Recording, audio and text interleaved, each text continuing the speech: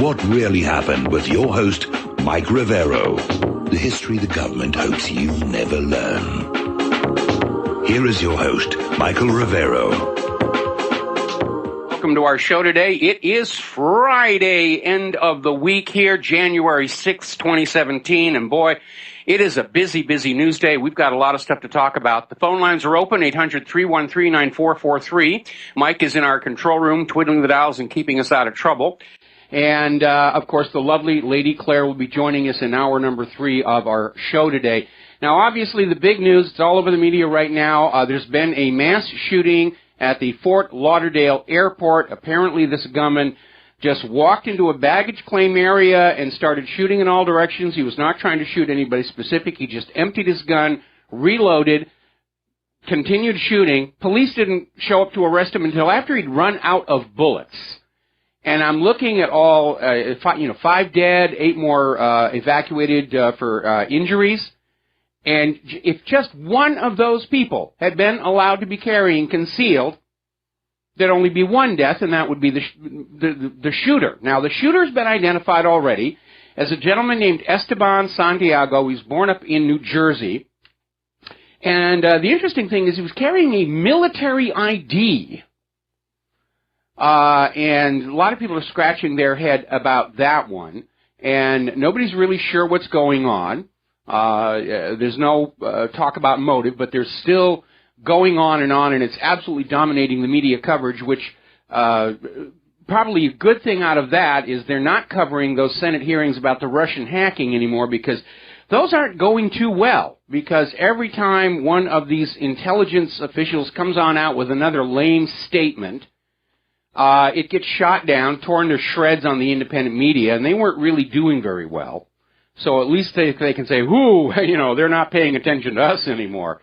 And things are not going well with that whole Russia hacking nonsense. Congress has just announced they are not going to form a select committee to investigate Russian hacking of the election. And, of course, John McCain is just having a meltdown.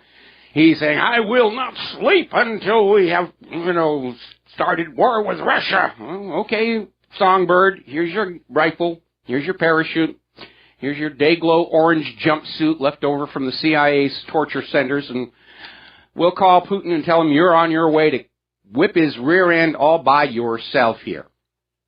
And it is amazing the lengths that the liberal crybabies and whiners have gone to try and discredit Donald Trump here, and as expected, there was a very brief and totally futile effort to obstruct Congress official certification of the Electoral College results, which happened earlier today, and they got on in there, and a bunch of Democrats got up and said, no, we challenge this, we challenge that, we're not going to do that. And I guess everybody kind of is really fed up with this whole thing because they didn't really have the legal requirements to mount a challenge, because you have to have both a House member and a senator concurring on a particular challenge. None of the senators stepped forward to participate, but the Democratic representatives, Raskin, Jayapal, just kept trying to raise objections. We object, and Biden cut them off basically and said, there is no debate.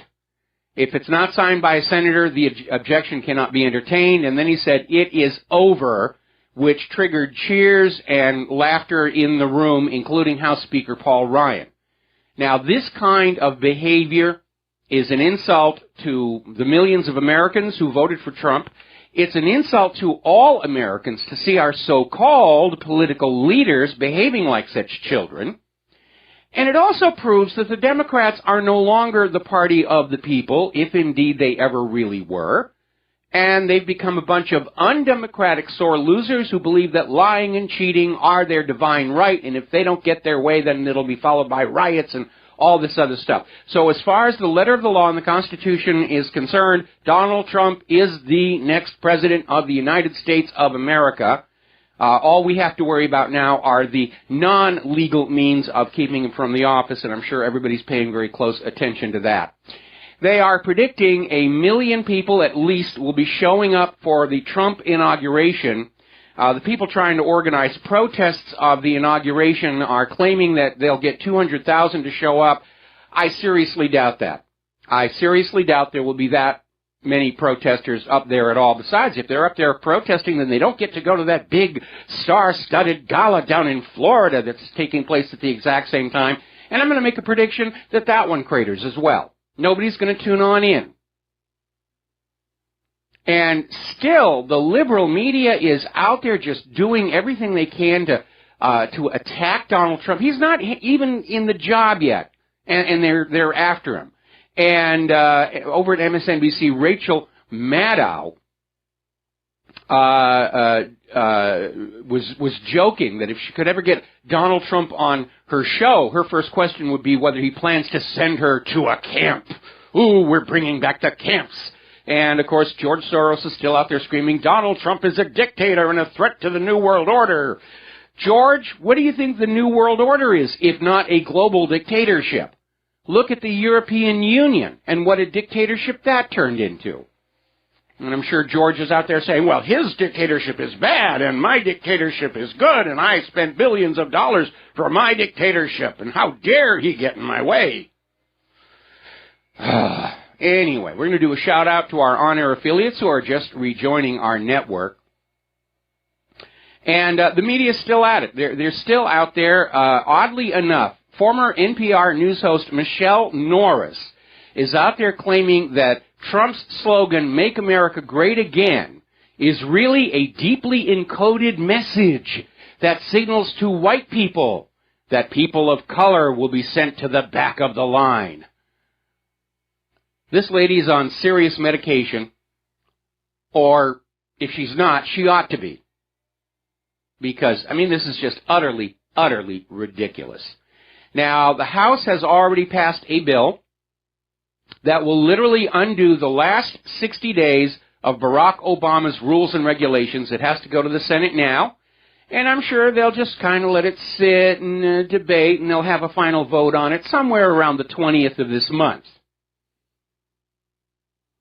So things are already looking up here, that a lot of the damage that the liberalologists have done to this country is going to be unraveled, and that's a very good thing. Get away from all this PC nonsense. Obama's still out there worried about his legacy. What's the best point of your legacy? Well, the little boys can use the little girls' room. I'm the first president to do that. Yeah, probably with some very good reason. So let's get on over to this Senate hearing about Russian hacking, and Russia is bad, and Russia's evil, and Russia's this, and Russia's that. And again, if there's anything good about this shooting in Fort Lauderdale, it's that the TV news have an excuse not to cover those hearings because they are not going very well, and some rather damaging admissions are being made in there. And one thing you need to keep in mind as you listen to all this screaming about bad Russia, Russia hacking this and that, these are the very same exact people who sold us the Iraq War on the claim that we're absolutely certain Saddam Hussein has weapons of mass destruction. He has sarin, he has VX, he has mustard gas, he has nuclear weapons, he's got reruns of the Brady Bunch or whatever it is that they're going to inflict on us.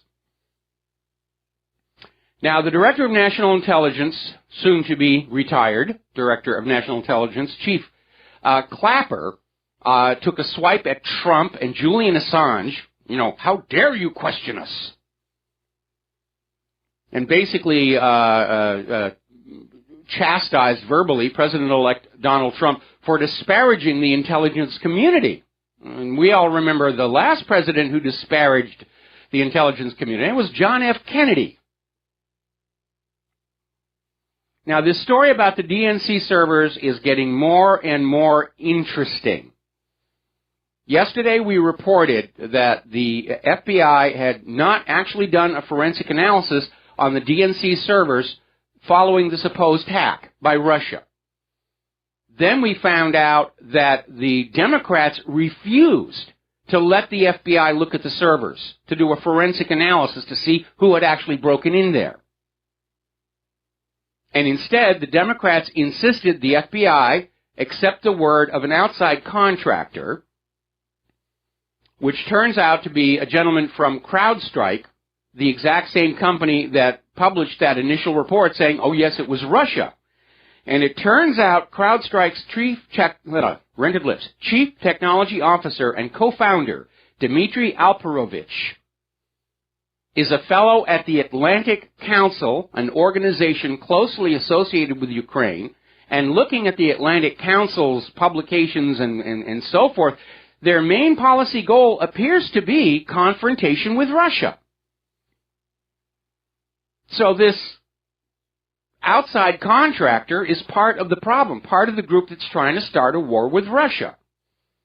And I'm sure there's a very good reason the DNC refused to allow the FBI to look at the servers. There wasn't actually any evidence on it that showed they were hacked by Russia or anybody else. It was an internal leak. Reuters is reporting that the newest report from the CIA is they've identified the Russian officials who stole the information from the Democrats and Podesta's computers and handed it to a third party, who then handed it to Julian Assange without telling him it came from Russia, all under the orders of Vladimir Putin. The obvious motto of the U.S. government at this point is, if at first you don't succeed, lie, lie again, because that's all they know how to do. And when each lie craters, they just come up with a bigger and more grandiose one. They're trying to find a lie that's so big and horrific it will shock you into believing that it's true without question. Well, the days when the big lie would actually work are pretty much gone, because for the big lie to work, you have to have a population that is predisposed to trust the liar. That part is now gone. A lot of people talk about Adolf Hitler and the big lie because he wrote about it in his book Mein Kampf. But the reality is, in Mein Kampf, Hitler did not advocate the use of the big lie. He was warning people against it. Little side note, publication of Mein Kampf is now legal again in Germany. It's been banned since the end of World War II, and finally it expired, and they said, well, it's history, we'll do it. It's a runaway bestseller. Hitler may have been a lousy artist, but apparently he was a good writer. John McAfee is out there saying that all of this Russia bashing, Russia hacking is the most deceptive propaganda to date being perpetrated on the American public. I don't know that it's all that deceptive. Nobody's buying it. But he makes a very valid point, and that is simply that Russia wouldn't have left obvious fingerprints pointing to themselves. Only somebody trying to frame Russia would do that. Russia's cyber experts are just as smart as our cyber criminals, and they know to route their nefarious business through machines all over the world. So you're not going to get a source IP. You're going to get the IP of the last machine in a long chain of compromised machines, and you can't trace past that. And if the cyber criminals are doing it, Russia would certainly do it. The fact that they claim that they've identified Russian IPs suggests a frame-up. And maybe that's why the Department of Homeland Security was trying to hack into these computerized voting systems in Georgia and 3 other states to plant evidence implicating Russia in rigging the election. The U.S. government has now officially labeled all of the expelled Russian diplomats as spies. This apparently includes the chef at the consulate, who, in between making borscht, was doing something. Basically, what we're seeing here is CYA mode. All of these U.S. intelligence officials are covering for each other by going along with the collective lie, saying Russia is a full-scope cyber actor, which is probably true, which poses a major threat to America rather. Really? Why? What's his motive? We're hearing all this thing about Russia wants to come and take over America, Russia wants to take over Europe. Why would Putin want to do that? Both the U.S. and Europe are on the edge of bankruptcy. They're corrupt beyond belief. Their infrastructure is decayed from decades of neglect. The places are in chaos from illegal immigration and refugees. Putin doesn't want these places. Why would he? Why would any sane person want to grab Europe and the United States right now? Putin's got enough problems taking care of Russia. He doesn't need to take on the problems of Europe and the United States. It's ridiculous. I loved it when they were trying to claim that Russia was getting ready to steal Alaska back. And Putin's response was classic. He said, we already have enough frozen wasteland in Siberia. Why would we want Alaska? It's amazing. Now, a little reminder for everybody, as you watch all of this stuff coming out of the corporate media, back in 2013, the U.S. government repealed the laws that said it was illegal for the government to use propaganda on you. Now, of course, they've been doing it all along, but it was illegal. In 2013, they legalized it, and they're spending your tax dollars to lie to you. And I don't think that's anything any taxpayer agrees with. I don't think I can find a taxpayer anyway that says, is it okay with you that the government takes your money away from you and then uses it to lie to you and trick you into, well, for one thing, paying more taxes? I don't think any taxpayer is going to say yes to that. And that, in a sense, is taxation without representation here. All right, let's grab ourselves a quick phone call. Tim in Hot Springs, Arkansas. Aloha. Welcome to the show. What's on your mind? Oh, I found some of the gold finally. Anyway, in Lord's, France, I believe, there's a huge warehouse that we've got full of this stuff, and I'm just wondering how we can go get it, because we sure need it back. You're talking about the gold that disappeared from the New York Fed or Fort Knox? Well, this is what has been run back through the Vatican, and it's amazing. There's a lot of this coming out, and this is good. But yeah, it has to do with Russia too. Remember now, Russia don't have as much as they need either. It comes back to the World Bank, of course. In other words, the Fed Reserve and all that. And these guys literally have amassed a major amount. Let's just say that there's a huge warehouse vault over there. So that's about where a third of it is. But I didn't know if you'd heard about this or not yet. I think hadn't heard about that. Out. Hadn't heard about that. Well, I think it's going to start coming out. About that. Well, but this is what this is all about. And but yeah, no, they're blaming Vladimir Putin for all this, and he's not doing any of this. He's really doing well for what he's having to put up with. Yeah, he really we is. We have about 25 of the anti-ballistic missiles here in America to take out the missiles coming at us, and I think he's got almost 1,200 to take out those coming at him. So he's actually preparing right. But yeah, I think he's going to do the right thing. I don't know. We're just going to have to wait these next 2 weeks and see what happens. Yeah, well, any provocations are clearly going to be coming from our side. Putin doesn't want war. He's got no reason to have war. The U.S. has the motive for war. They need to destroy the ruble and the yuan, or foreign demand for the U.S. dollar for global trade and banking is going to collapse. And without that, there's nothing else left to support our economy. Our manufacturing is in decline. Our consumers are broke and hopelessly in debt. Nobody wants our GMO agriculture. There's nothing to work with, which unfortunately is a major problem for incoming President Trump to have to deal with. But a war isn't going to solve it. War has never really solved a nation's economic woes. It just sort of masks the symptoms with a high fever of wartime and hope that everything will sort itself out. Well, I believe part of this is covering up the $223 trillion in fiat money. In other words, the last 15 years, they've actually printed $223 trillion extra dollars. And I think that's what all this comes down to. In other words, the same reason why President Obama went ahead and did the extra land grab here this last week. I believe it's 553 million acres now that has been federally reserved. Isn't that correct? Well, the land grabs were a combination of Obama wanting to, basically have his name on these national monuments. It was a way to circumvent the legal challenges arising out of the conflict over the Bundy Ranch incident.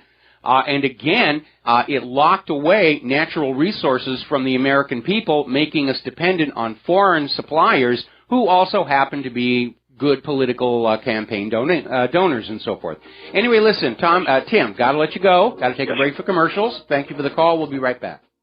And aloha, America. Welcome back to the show here. And we're talking about the media is still adversarial to Donald Trump. You'd think they would wake up and understand that they're not going to survive the next 4 years without making peace with not just Donald Trump, but everybody that they have defamed and smeared. As you know, WikiLeaks was threatening a lawsuit against CNN over this former CIA deputy director accused Julian Assange of being a pedophile on the air. And CNN has now retracted, removed the story, and issued a very brief apology buried where nobody can actually see it. But that's basically the idea of what's going on here. Over at Salon, they're literally out there declaring that the 60 million Americans who voted for Donald Trump are racists and a threat to democracy. Really? I thought voting for the president was an exercise in democracy. Apparently, over at Salon and the Church of Liberalologists, democracy means you vote for the people we tell you to vote for. We told you to vote for Hillary Clinton. We had all kinds of headaches with Democrats who wanted Bernie Sanders, and we had to deal with them, and then we got to deal with every American because they don't want to vote for him. What's wrong with you people? Now, as you know, everybody's making a big stink. Did Russia influence the election? Did they try and influence this and that? Last September, when Hillary was still campaigning, and somebody asked her who her favorite world leader was, and she said it was German Chancellor Angela Merkel. And maybe it's just because it's a chick thing, or it may have been because at that time the German government was pouring millions of dollars into the Clinton Foundation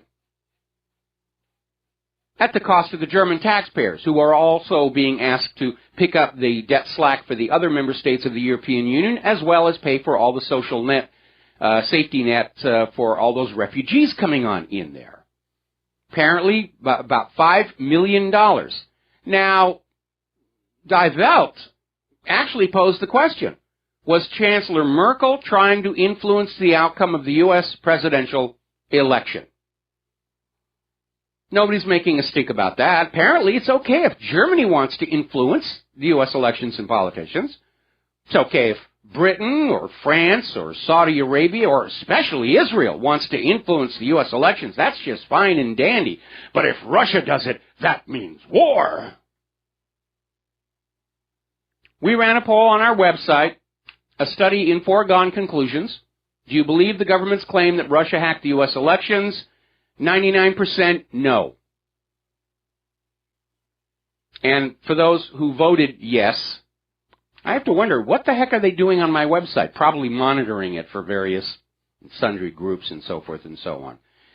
Now, in a recent interview, Julian Assange came on out and said, to nobody's surprise, that the corporate social media that exists today, Facebook, and Twitter and so forth, are plugged into CIA and used for monitoring Americans, which I find to be utterly ridiculous. Social media is not going to get you reliable intelligence. People lie on social media, especially if they're trying to find a hot date for the weekend. The presentations that you find on social media in large part are not how people really are, but how they want to be, how they want the world to think they are. Think they're richer, think they have more possessions, think they're more important in the scheme of things. The only information on terrorists to be found on Facebook is usually planted there to frame some poor patsy in the eyes of the public, which brings me to the fact that over at Facebook, there is a website with the same name as this guy they just arrested at Fort Lauderdale, Esteban Santiago. And it's only a week old, and there is nothing in it. No photos, no posts, no nothing, no profile picture. But it was started a week ago. That'll give you pause for thought. Now, Assange came on out and responding to criticisms, you want to destroy America, you want to do this and do that. I said, no, we're publishing the emails to give the American people the true information on the power elites, and that is legitimate. We got to take a break for commercials. We'll be right back. And aloha, America. Welcome back to our show here. And as I mentioned before we went to the commercial break, in a recent interview, Julian Assange was responding to the usual screaming of, you're trying to destroy the country with all this, by explaining that WikiLeaks published these DNC and Podesta emails to allow the American people to learn what the candidate and the candidate supporters are really like. And that's perfectly legitimate. We're not supposed to choose our leaders on the basis of how well they dress or how well they present when they're on TV. Character is how a person behaves when they think nobody's looking. And that's the true measure of the individual. Anybody can look really good and sincere and convincing on camera or behind a podium for short intervals of time. And that's okay for TV and movies. But when we're dealing with electing our leadership, we need to know. We have a right to know what these people are really like. And that's what WikiLeaks was doing. And we have seen time and again where after a presidency has turned into a disaster for the American people, we find out the president wasn't really the person that the corporate media presented to us. And media packaged, for example, Sarah Palin, who was clearly not qualified to be where she was. But she looks good. We'll get people to vote for her. That's the job of the corporate media, to sell you the president. And we have a right to know what these people are really like. Hillary looks really good when she's in public, behind the podium, on camera. Then we find out after the fact she's got a terrible temper. She throws things at people. She physically attacked John Podesta on election night when it became obvious she'd lost. We have a right to know these things, and that's what WikiLeaks was doing. We're going to take a phone call now. Van in North Carolina. Aloha, Van. Welcome to the show. What's on your mind today? Hello, Mike. How you doing? Doing fine. Calling about Senator Songbird McCain. Okay. I am really fed up with this guy. I mean, we saw his little speech yesterday about an act of war, blah, blah, blah. Mm-hmm. And I'm surfing YouTube today and come across a video that Gary Frenchie, I believe his name is, on Next News Network. They've uncovered an audio recording of McCain when he was in Vietnam and how he was kissing up to the North Vietnamese, saying that he was the aggressor and he was wrong, and when he was in the hospital, what wonderful care that they gave him, and blah, blah, blah, and, just kissing up. And then he gets on national TV and sticking his chest out, trying to get a lot of young guys and girls in trouble. And it just galls me to no end. Well, McCain, I think, is a perfect example of somebody whose public image is completely opposite what the reality is. He came back from Vietnam. He was being promoted as a hero for resisting the torture and not cooperating with North Vietnam. And that audio recording supposedly was misfiled so nobody could find it. But he was actually facing a treason charge when he came back. Because his fellow POWs were saying, yeah, he cooperated.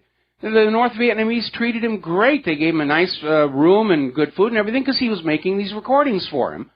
And McCain denied it, and the only reason it didn't move forward at that point was Richard Nixon issued a blanket pardon to all the returning POWs, which technically it's illegal. I actually agreed with it because, of what they'd been through. But McCain shouldn't have been presented as a hero, but he comes from a very powerfully connected family. His father was a Navy admiral who basically was in charge of the American side of the cover-up of Israel's attack on the USS Liberty. And there's a story going around that McCain, when he was fooling around on the flight deck of a carrier, was doing what were called wet starts, where they'd hit the fuel into the engine and then wait a few seconds, then hit the ignition, which would blow this big blast of flame out the back of the plane that the pilots apparently thought was really cool, calling it a wet start. And apparently there was an incident where the flame touched off some of the weaponry on the plane right behind McCain and started a major fire on the carrier. And he was just hustled off the aircraft because he was the son of an admiral and we've got to protect our own. And that's been the McCain family tradition. protectors of Israel and very powerfully protected and connected. And again, somebody wrote on in the other day and said, I can't believe the people of Arizona are stupid enough to keep electing this guy over and over again. And I said, I don't think the people of Arizona are that stupid, because election fraud is not reserved just for the presidential races. Yeah, well, I understand, he's a scumbag, and he was doing what he had to do, but to just the gall to think about sending people into harm's way, and with no regard whatsoever. You can't have any morals at all. Well, these top-level elites, they look at soldiers as pieces on a giant game board.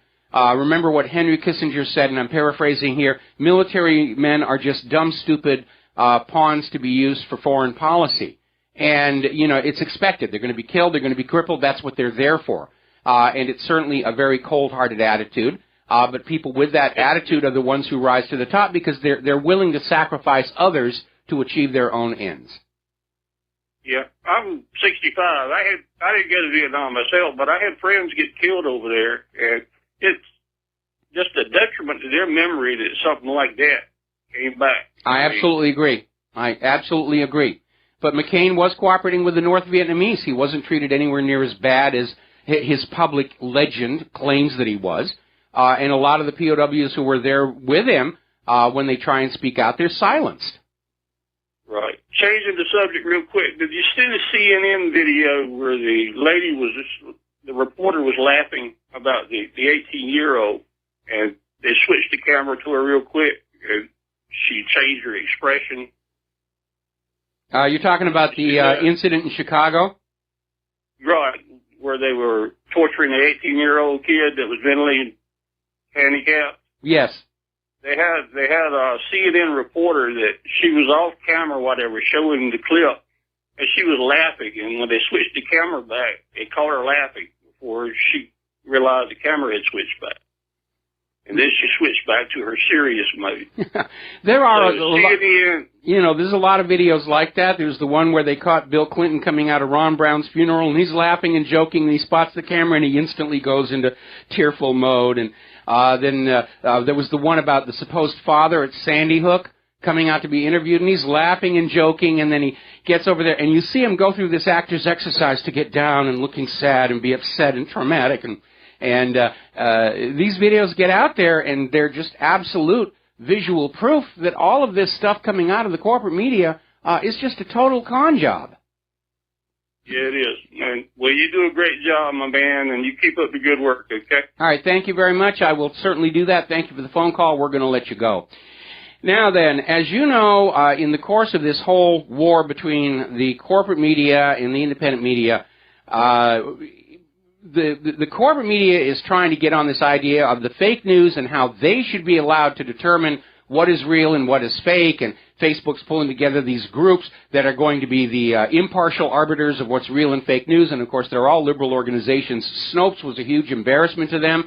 Apparently there's a big embezzlement scandal over there. One of their fact checkers is a former call girl, and the latest embarrassment now is the Internet Wayback Machine, which apparently moved their servers to Canada out of concern that the new Trump administration would censor the content on the Internet, which is ridiculous. We know it's the current regime and corporate media and governments that want to censor the Internet. Donald Trump sees the independent media as his friend, and he's not going to do anything about it. But now that they're in Canada, Wayback has now added a new section to their website. It's a Donald Trump video library complete with fact-checking, where they will tell you, and you will believe, because it's the Internet Wayback Machine, that Donald Trump is lying about this, and Donald Trump is lying about that, and Donald Trump. So Wayback Machine is obviously just as politically compromised, and they have flushed their credibility down the loo. Fortunately, there are now other Internet archive sites that you can avail yourself of, just like we're all dropping Facebook and going to Scene Life, dropping Twitter and going to Gab and the rest of it. All these old guard gatekeeper institutions are being abandoned. And we're already starting to hear rumblings from employees and certainly ex-employees in a lot of these concerns that they're already resorting to inflating their membership numbers to keep their ad revenues up. Now, speaking of ratings and numbers, apparently Good Morning America had an interview with Megyn Kelly talking about the Roger Ailes scandal, sexual harassment, and they thought it was going to be a huge ratings draw. And apparently it was a huge disappointment for ABC because people actually just didn't bother tuning in. Apparently didn't even want to listen to Megyn Kelly anymore. So they're in serious trouble over there. Here's a little odd story that you're going to hear on the independent media, and as far as I can tell, corporate media is not covering it yet. Apparently in upstate New York, there was a guy, Justin Barkley, 38, who killed a UPS driver that he thought was Donald Trump. In fact, he's still convinced that the person he killed was the president-elect. Obviously a product of Common Core or too many prescription antidepressants.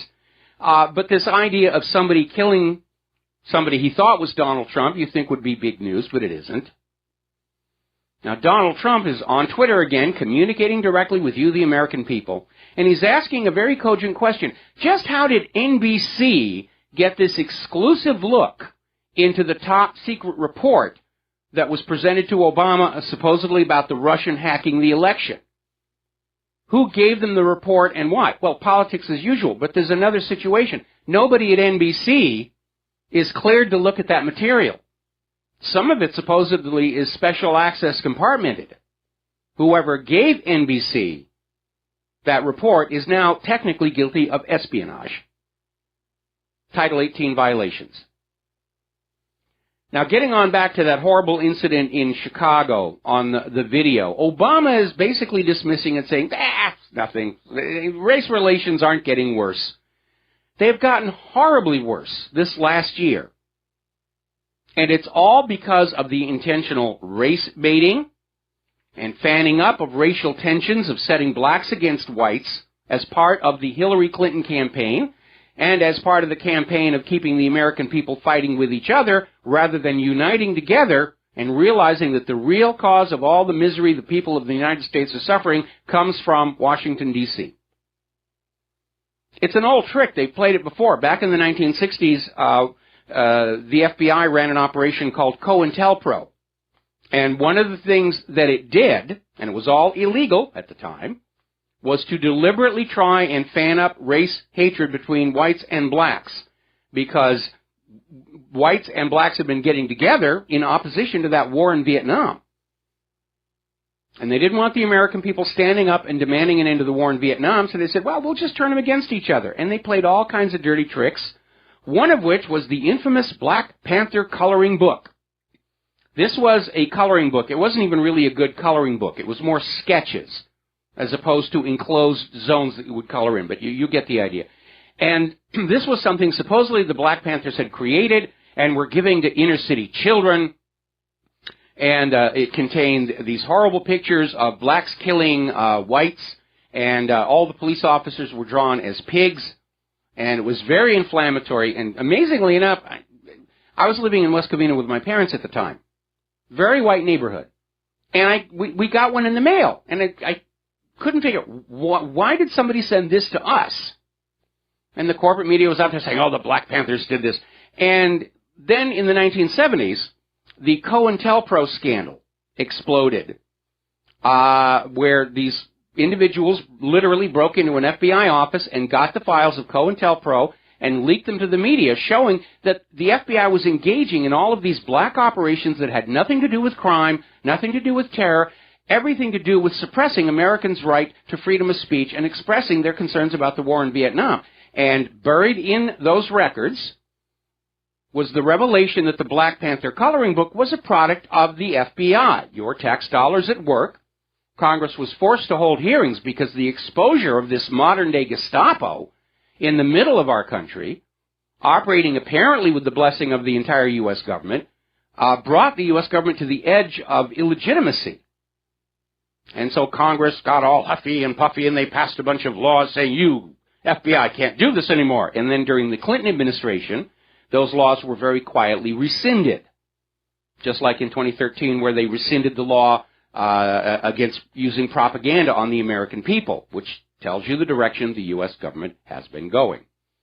But that's what this is all about, keeping us angry with each other, keeping the blacks and whites more worried about each other than the government, keeping the gays and the straights hostile towards each other, keeping men and women hostile towards each other.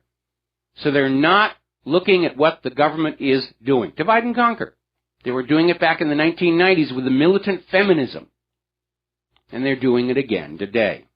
Now, Shepard Smith was interviewing a reporter about the attack, the torture up in Chicago. And the reporter started talking about this appears to be a product of all this Black Lives Matter racism. Shepard Smith just cuts him right off and says, we're not going to talk about the political meanings of this, just stay, because that's really what's going on, and that's what the corporate media has to protect. It was the intentional race baiting by the government, by the political campaign of Hillary Rodham Clinton, that created this environment where blacks seem to feel this is okay, this is acceptable behavior. It's okay to torture white people. It's okay to torture Trump supporters. That's the real root of all of this, and they're trying to conceal that. And I think that's probably why the Chicago police initially, under Mayor Rahm Emanuel, were so quick to say, it's just no big deal. And the public outcry, led by the independent media, is why now they've reclassified it as hate crimes, as they should have. Got to take a break for commercials. We'll be right back. And aloha, America. Welcome back to the show here. And apparently the declassified version of this report on Russia hacking the American election has been released. It's a PDF. I just linked to it to whatreallyhappened.com. And in scanning through it, it's rumor and innuendo and absolutely nothing else, with a footnote saying that, honestly, we really do have proof. We can't show it to you. You're just going to have to take our word for it. No, actually, we don't have to do any such thing. Because these are the same intelligence agencies who told us all Saddam had weapons of mass destruction. And, in many cases, the same individuals, including Clapper himself, who admitted his fingerprints were all over the report that said Saddam had weapons of mass destruction. So with a batting average like that, why would we listen to these people? So, anyway, getting on back to Chicago, there's already the beginnings of a bit of a backlash, and I'm concerned about that. I would like this to just go away. I think those 4 individuals who did this need to go away for a very, very long time. But there's an article that came on out from Regano.com basically saying don't make yourself a target for predators, be ready, be aware, and they're talking about situational awareness, just being aware of where you are, who's around you, and just develop that. A lot of people walking around shopping malls and everything, they're just kind of turned in, they're looking at their electronic devices. They're really not plugged in to the immediate environment. And you need to start thinking like that because it is a hostile environment for a wide variety of reasons. And invest in some pepper spray and just develop a really good sense of self-preservation because it's needed right now. Clearly, the police are not going to protect you. They're too busy with their civil forfeiture nonsense. They certainly didn't protect this individual in Chicago. He was tortured for 48 hours. They certainly didn't stop that shooter down in Fort Lauderdale until he'd run out of bullets. Then they arrested him. So just like you need to take responsibility for your own privacy, you need to take responsibility for your own protection. One of the problems we actually have here in Hawaii, and I understand why it happens, but it does happen, we'll have people who will come here from major cities on the U.S. mainland, where they're normally on guard, because they're in high-crime areas. And they come here and they believe the postcards and the brochures that this is a tropical paradise, and in many ways it is. But certainly here on the island of Oahu, Honolulu is a big city with all the problems of a big city. And a lot of tourists get robbed and scammed under circumstances where, had they been back home, they would have known better.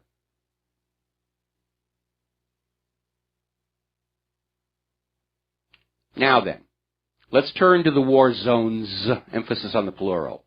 ISIS is suffering major casualties all across Syria. 120 ISIS members killed, 10 units of hardware destroyed. More about the Syrian war when we come back from our station identification. And aloha, America. Welcome back to our show here. Hour number 2. The phone lines are open, 800-313-9443. And let me just get this out of the way. Now then, we're talking about the war zones. Heavy casualties inflicted on ISIS, 10 units of military hardware destroyed by the Syrian army. And at this point, it looks like ISIS has given up. They did briefly withdraw from the area around Taiz Air Base.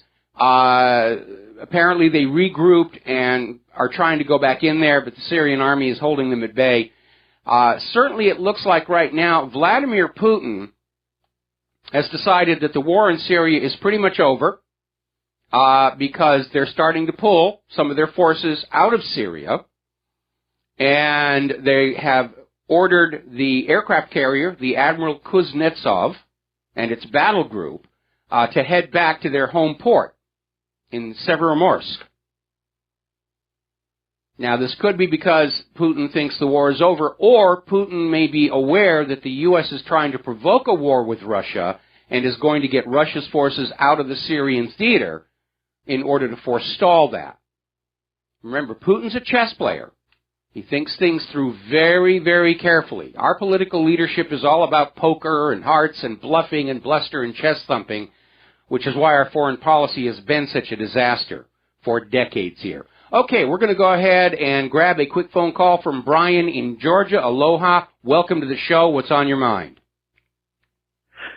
Hey, Mike. Happy New Year. I was just going to had something to say about Jews and Arabs as far as like them being these centuries-old conflict between them, because looking at what Rahm Emanuel is doing in Chicago and what Merkel is doing to Germany, it seems like almost that Jews and Arabs have become allies against, I guess, the rest of the world, for lack of a better word, the Christian world, where they I think, hang on. I think you're being a bit premature, okay?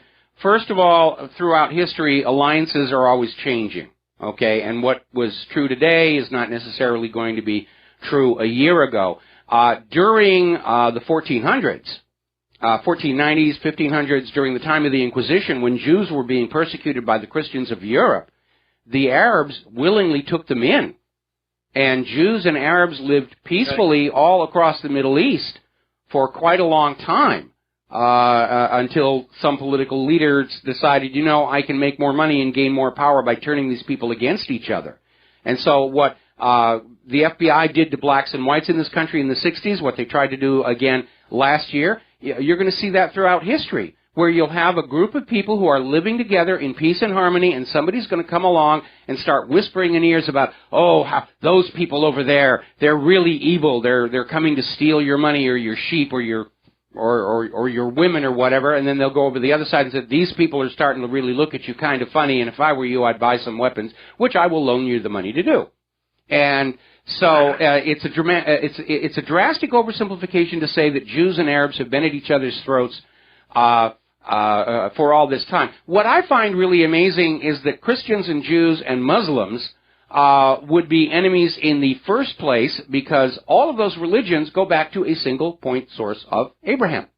But it's an interesting thing when you're looking at a religion that grows and grows until it splits, and all of a sudden there's competition for those collection plates. And that's where a lot of this religious violence starts to originate. Where all of a sudden somebody who had a big church is now one of two smaller churches, and they get very upset because the money's being cut off. We had the original Judaism from Abraham's, then the Christians split off, then the Muslims split off from then the Muslims split into Sunni and Shiite, and it always represents a loss of revenue to whoever's in control of the religion prior to the split. when the Catholics declared war on the Cathars, one of the reasons they did that, there were a couple of different reasons. One of the reasons they did that was the Cathars did not think their Christianity was the property of the Catholic Church and refused to pay the Catholic Church's taxes. Back then, literally, the Catholic Church imposed a direct tax on everybody who was a Christian. And the Cathars did not think that the Roman Catholics owned their version of Christianity because they had inherited that version of Christianity directly from Jesus' family and not from this apostolic descent thing. And the Catholics wound up exterminating one-third the population of southern France during those wars. Wow. Yeah, politics and religion. Well, they're two faces of the same coin. You know, greed and power. Yeah. And the lust, therefore. Okay? Yeah, fine. All right, thanks an awful lot. We're going to let you go here, and we're going to do a quick shout-out now to the network affiliates who are just now rejoining our network. Now, one indication that the world is seeing the Syrian conflict as drawing to a close is the French delegation has now arrived in Damascus. Apparently, the liberation of Aleppo seems to be the signal that the 5-year-long U.S. attempt to overthrow Assad and replace him with a puppet regime is now over. And things are going to start going back to normal. It'll take a while, because the U.S. government tends to act like a spoiled brat in such things. But that's a very significant signal. And that may be also another reason why Putin is pulling his forces back. They're not needed there anymore. He's going to take them back home in case they're needed elsewhere. The short version is the U.S. just lost the war in Syria. And this is our biggest military defeat since Vietnam. It goes on Obama's legacy, not Trump's. And with any luck, it's going to bring to an end this agenda of trying to conquer the world's resource-rich areas and shackle them to the U.S. dollar. And maybe we'll avoid World War III getting any worse than it already is. Maybe we'll avoid mushroom clouds. I would dearly like to avoid mushroom clouds. I've got a first-strike nuclear target right out that window. Anyway, moving along here. Speaking of acting like a spoiled brat, apparently 11 civilians were killed and 35 injured in a terrorist, nudge, nudge, wink, wink, say no more bombing in Jabla City near Latakia. And interestingly enough, Iran has signaled to Lebanon that they are ready to support and arm the Lebanese army. So the dynamics of the Middle East are starting to change here. We are still at risk, though, of Obama trying to start a war directly with Russia because he's got this Operation Atlantic Resolve against Russia. And they've sent something like almost 4,000 tanks along that border with Russia. Massive NATO deployment. And they're always at, well, we have to counter Russian aggression. Where was Russia aggressive? That's the amazing thing. Talk about Orwellian double talk. Russia's not the problem here. Russia's the only adult in the geopolitical room right now. If there were Russian tanks massing on the Canadian side of our northern border or the Mexican side of our southern border, if there were Russian battle groups sailing around the Gulf of Mexico, you might have a valid point that Russia's being aggressive. But they're not. But it looks like there's an effort between all this nonsense about Russia hacking and active war and cyber threat of trying to actually start a war with Russia and get it going and established before Trump can come on in and throw cold water on the whole idea. The fatal flaw in their reasoning, as far as I can see, is they're convinced that if they can start the war, Donald Trump will feel he's got no other choice but to continue it. And I think Trump could easily fool them, because he is a political outsider. He's a businessman, not a career politician. And because of that, he's not as obsessed with his historical legacy as career politicians, like Obama, who's already trying to rewrite the history of his administration, awarding himself medals and decorations.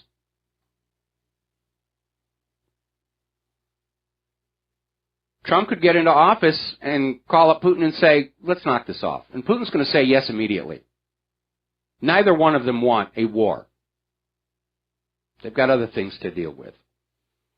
Just as a little reminder, our Nobel Peace Prize president dropped a total of 26,171 bombs last year. It's an amazing year. Meanwhile, the U.S. House of Representatives has shown that, unfortunately, there are still way too many Israel firsters in those offices, and we got to look at starting to get some of those out 2 years from now. And apparently they passed a resolution, House Resolution 11, which is a obviously non-binding resolution, calls for the United Nations Security Council resolution that was passed a week ago to be repealed or altered so that it's no longer one-sided and anti-Israel. Well, there's a little bit of a problem. Palestine isn't building illegal settlements in Israel, are they? This issue is one-sided because Israel made it one-sided. This House Resolution 11 is also demanding that the U.S. block any actions that are going to be taken at the Paris conference scheduled for January 15th. Don't you dare let them form a Palestinian state. Now, at this point, I am sick to death and fed up with all of these politicians who are supposed to be working for the United States government, who are paid by the United States taxpayers, and they're running around saying, oh, we have to serve Israel, we have to do this, we have to do that. And I know this is an area where Donald Trump and I are not going to see eye to eye, but I think time will cure that particular problem. But let's grab all these members of Congress who are out there worried about Israel and Israel, this and that. Let's crate them up, and this time we got to remember to put the air holes in those boxes. And then we ship them to Tel Aviv, because it's very obvious they're not interested in actually being American politicians or American leaders. We're looking at all these countries around the world who are kicking out foreign puppet rulers, like is happening in Libya and Yemen right now. We need to recognize we are also under foreign puppet rule when we see all these politicians who are out there saying, oh, we must serve Israel, we must serve Israel, we must do this, we must give them more money, and all the rest of that stuff. Nonsense. It's absolute nonsense. As long as we have a single American sleeping in alleys and eating out of trash dumpsters, this government has no business and no right to send a single penny of America's tax money to foreign governments.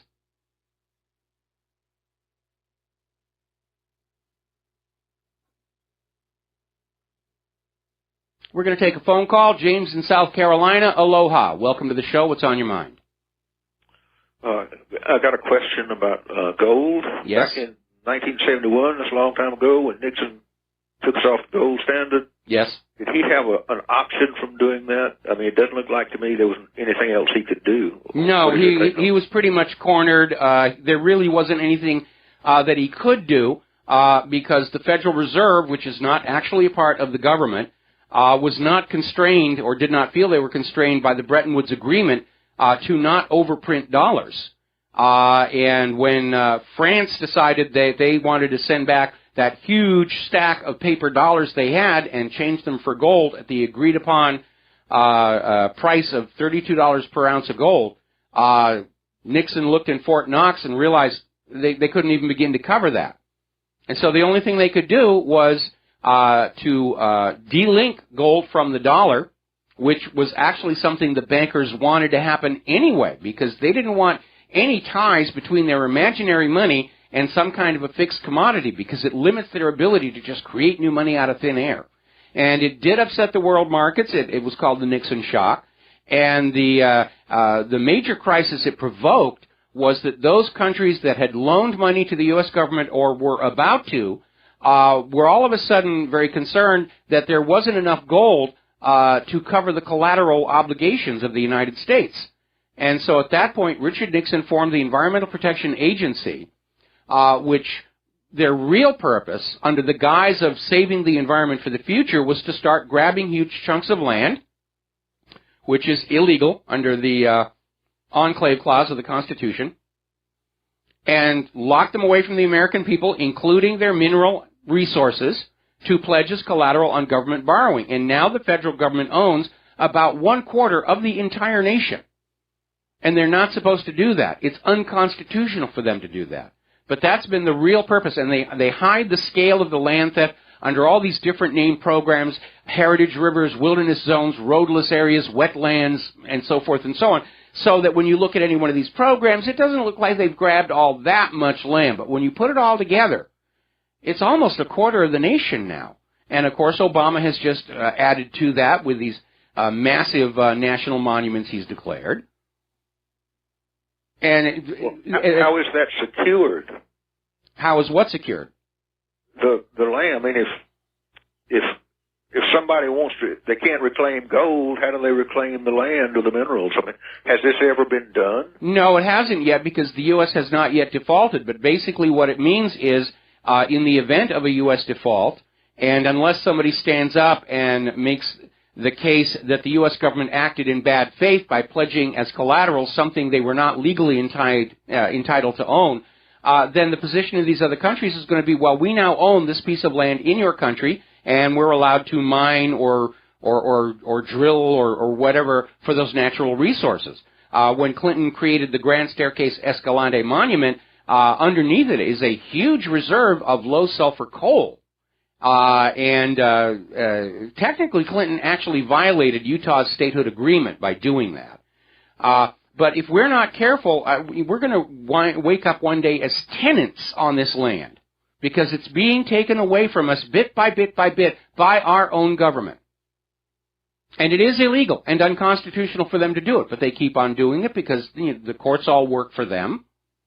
And corporate media is going to say, oh, this is a really good thing. Yes, all you Americans, you're going to have to live down here in this little tiny piece of the corner of the country because the rest of the country now belongs to your, bankers in Europe and bankers in Asia and bankers in Saudi Arabia.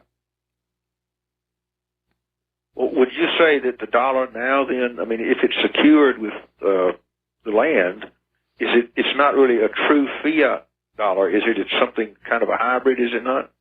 Well, you're mixing apples and oranges here, because when the U.S. government borrows from other countries, they're not borrowing dollars.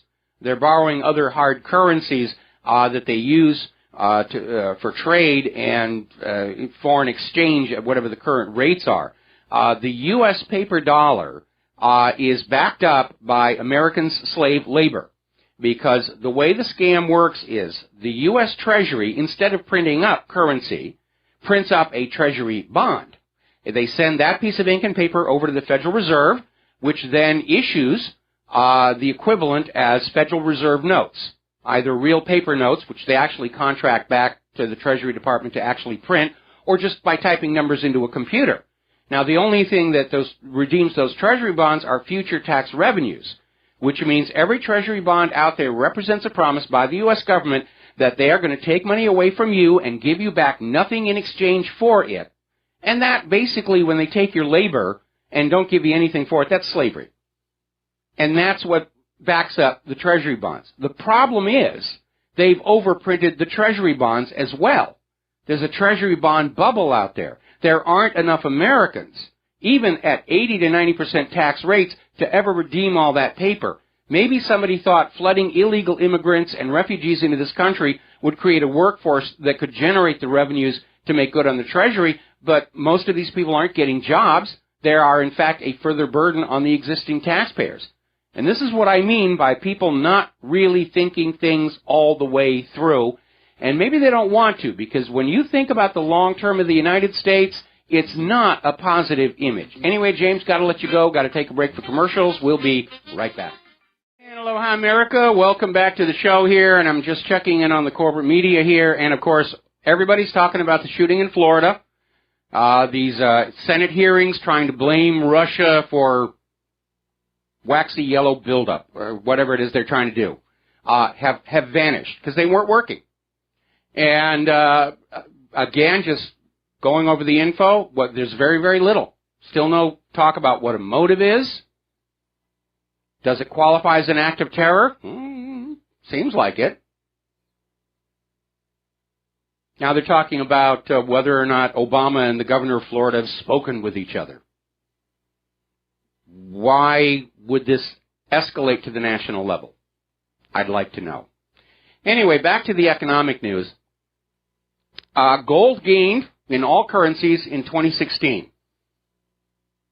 Analysts are expecting that gold will outperform the Standard & Poor's for the next several years, which is why the United States is now trying to pressure other countries like India to limit cash and to ban gold, to take away from you that last bit of freedom to be in charge of your own wealth. The model they seem to be heading toward is you will work and the banks and the government will take the profit from that work and we will let you have some of it back when you need to eat. They tried that system before, down on those antebellum plantations in the Deep South before the Civil War. Now, when this nation was started, money was actually precious metals.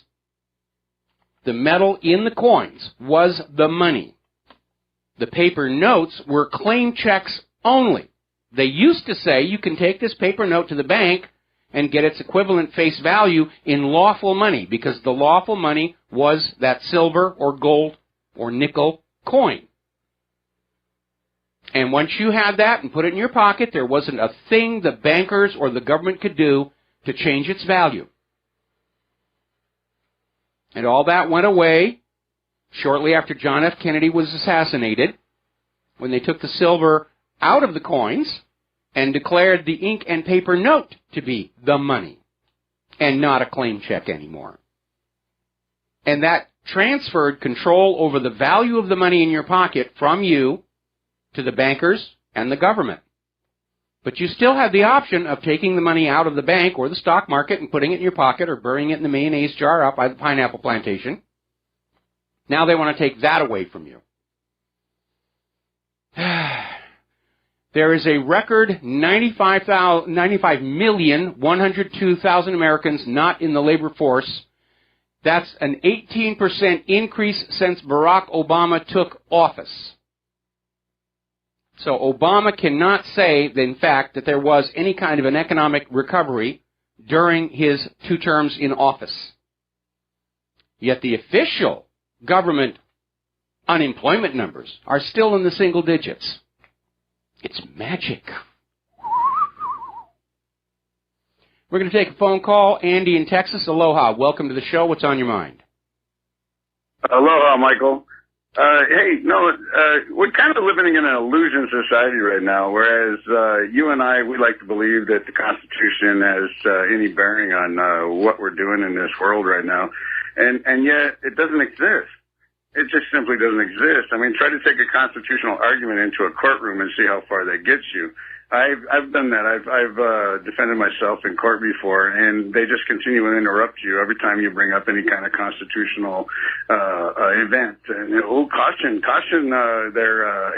sir, you're about to, you may incriminate yourself.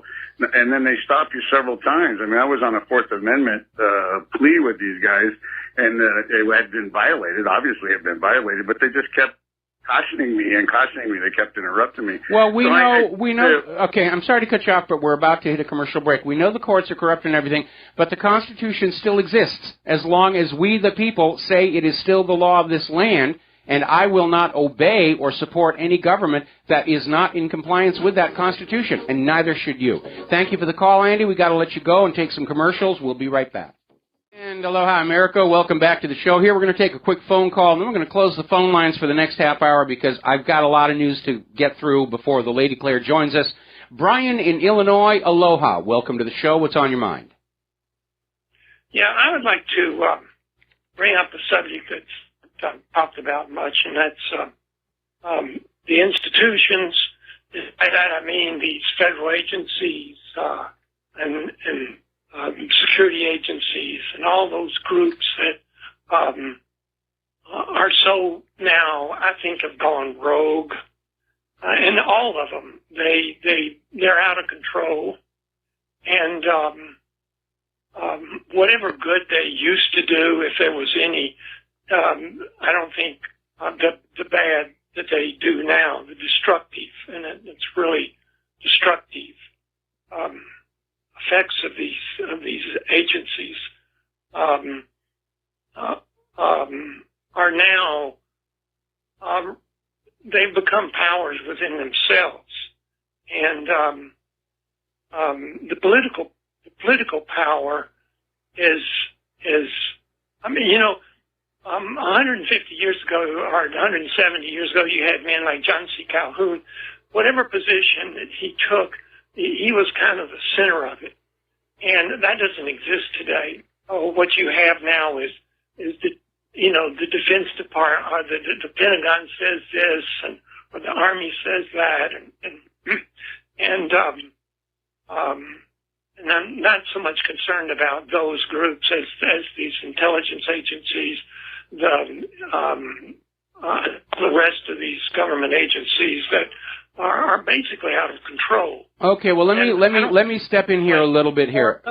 Okay, first of all, there's always been a problem with intelligence agencies who, by their very nature, are deceptive, concealing, lie. There's been a concern all along. Even Wild Bill Donovan, when he was first setting up OSS and then later pointing it in the direction of the CIA, expressed concern about there had to be adequate oversight, or intelligence agencies do tend to go rogue. It's almost an inevitability. Harry Truman expressed a similar concern. Obviously, that Operation Screwworm out of Arkansas in the 1980s, where they were smuggling guns to Nicaragua and paying for it by smuggling in and selling cocaine to our kids, was not officially sanctioned by the U.S. government.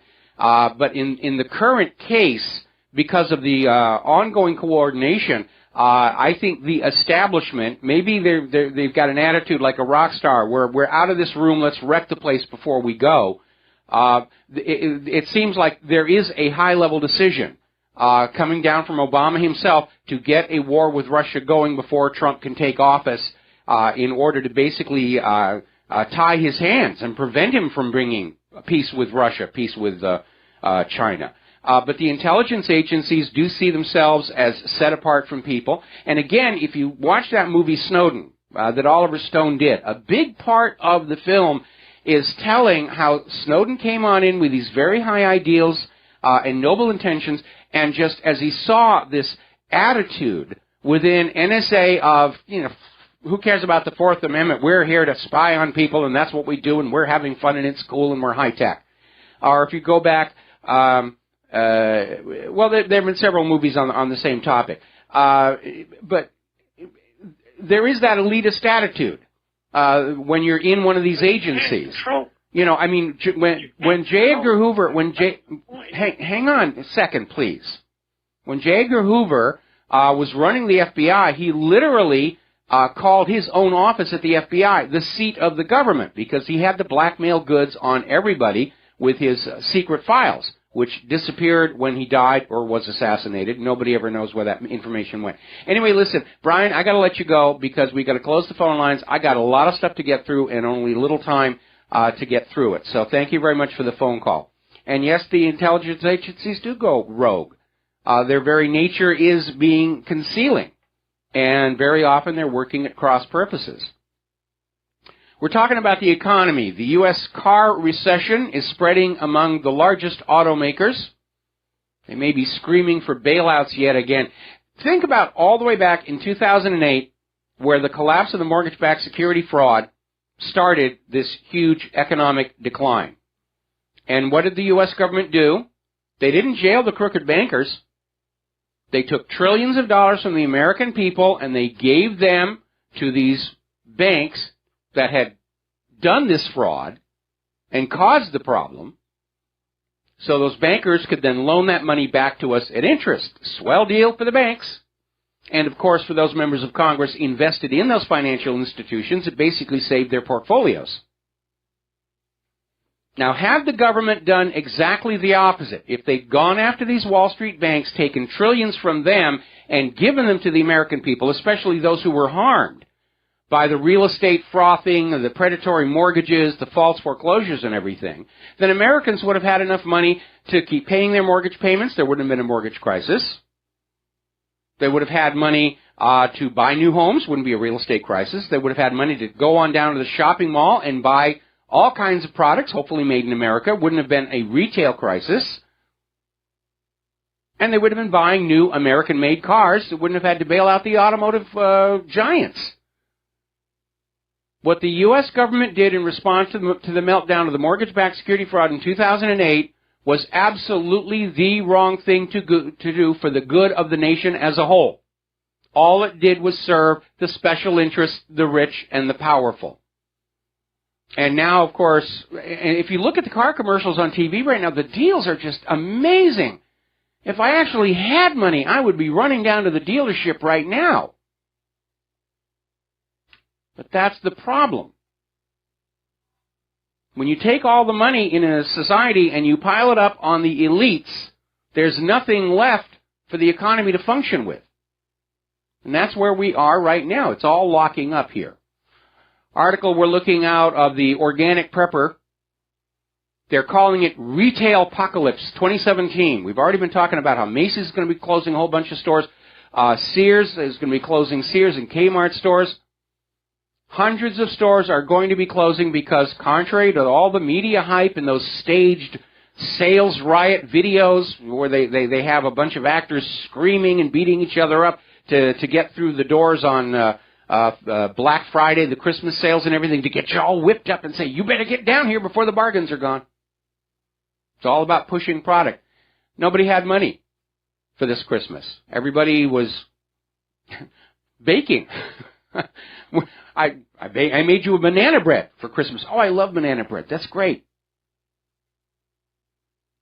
And we're already hitting the point where all of the seasonal workers, the temporary help for the holiday shopping season, are being let go. So next month's job numbers are going to be really, really bad.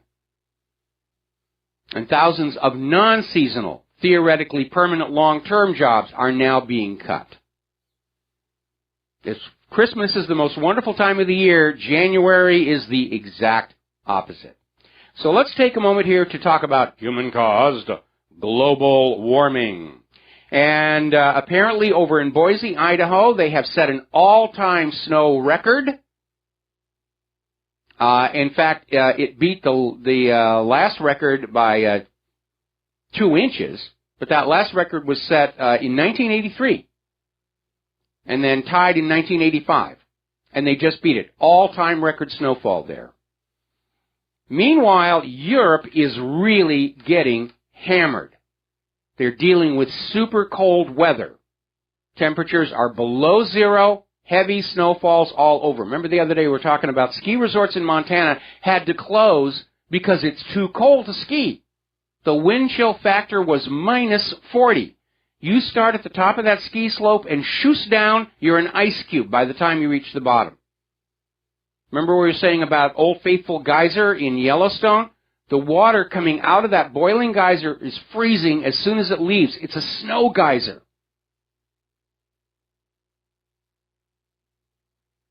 California is about to be hit with a major, major storm. They're calling it a once-in-10-year storm.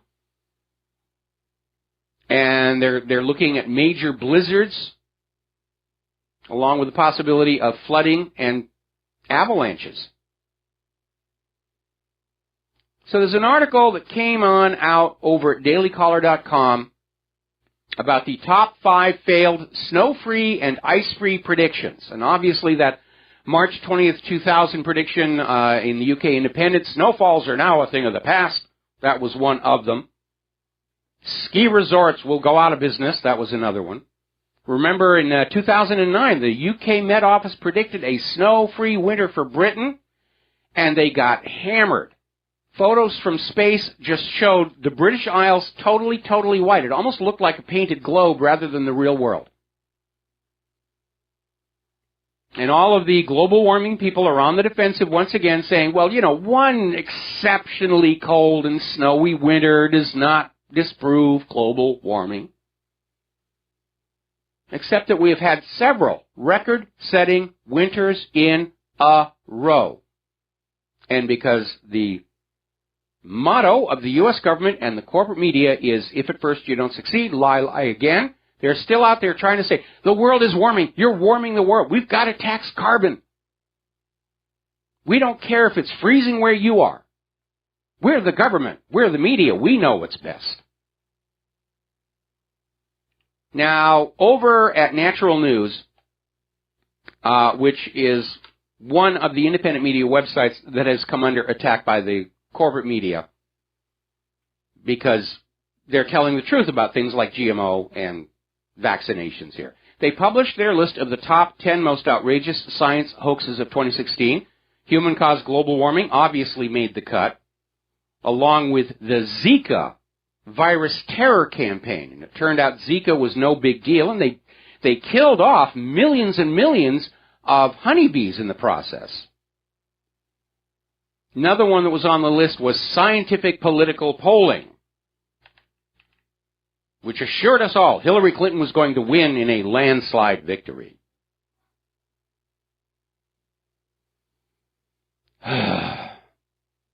We're entering a period that I think Tacitus described accurately when he said, the more laws you have, the more corrupt your society has become. And along that same topic is an article over at the Rutherford Institute, The Titanic Sails at Dawn, Warning Signs Point to Danger Ahead in 2017. And they're talking about things like mandatory quarantines without due process, mandatory vaccinations and treatment, mental health assessments by non-medically trained personnel. There's a nationwide push to have pastors, teachers, hairstylists, bartenders, police officers, to basically do a diagnosis of you to see if you're having a mental health issue requiring confinement, hospitalization. California has proposed a new bill, Senate Bill 18, that makes it illegal for parents to make medical decisions about their own children. SB 18 will allow California to seize children away from their parents in their homes if parents make any medical decisions that the state deems to be not in the child's best interests, meaning in the best interests of the pharmaceutical corporations, the medical industrial complex. And this bill is authored by Dr. Richard Pan, who was also behind the mandatory vaccination bill. By the way, for those of you who haven't seen it yet, the DVD for the documentary Vaxxed is now available on eBay. I gave away all my copies. I had to buy some more, and instead of having to go to Amazon, I found them on eBay. So you can get them. It's become my standard present to any expecting family. You need to watch this. Interestingly enough, there's a very alarming story coming out of BrassCheck TV.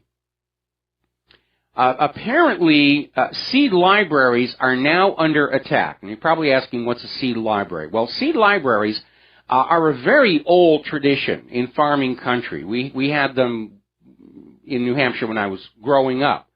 And basically what it was is at the end of the year and your harvest, you would harvest the seeds to grow next year's crops. And you might keep some of them in your barn, or you might join the seed library, which was a community-operated, safe storage area for the seeds. And then the next spring you'd go on in and you'd say, I need seeds for so much corn, so much potato, so much rutabaga, so much parsnips, carrots, and so forth. And you'd get your seeds and you'd go plant your garden. Well, now the government is pushing for a law that seed libraries, which are by and large nonprofit volunteer organizations, have to follow the same regulations as large seed corporations like Monsanto. And what's going on here is Monsanto can afford all this regulatory burden. Nonprofit volunteer seed libraries can't. They're trying to drive the seed libraries out of business. Monsanto's goal is to destroy hereditary heritage seed planting, to force everybody to buy their GMO seeds.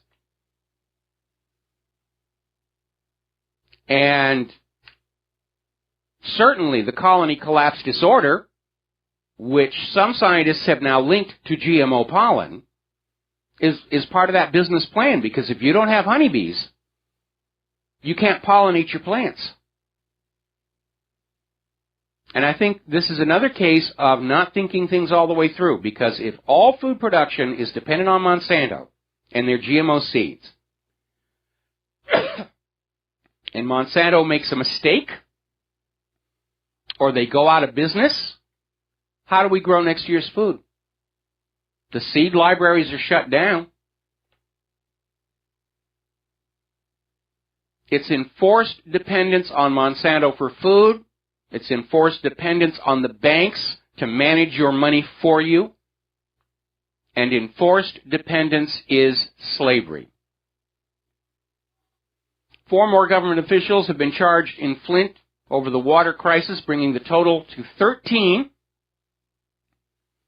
And I think there needs to be investigations in other cities, because it's now come on out. Thousands of American cities actually have worse quality tap water than Flint does. Did that come about through the same political corruption? Well, we're going to save money by not putting certain chemicals into the water, not making it safe. We need to find that out. We'll be right back.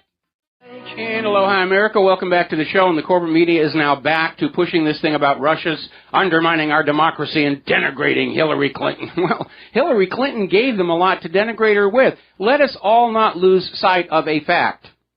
All of those emails, regardless of how they became public, were written by Hillary Clinton and her staffers.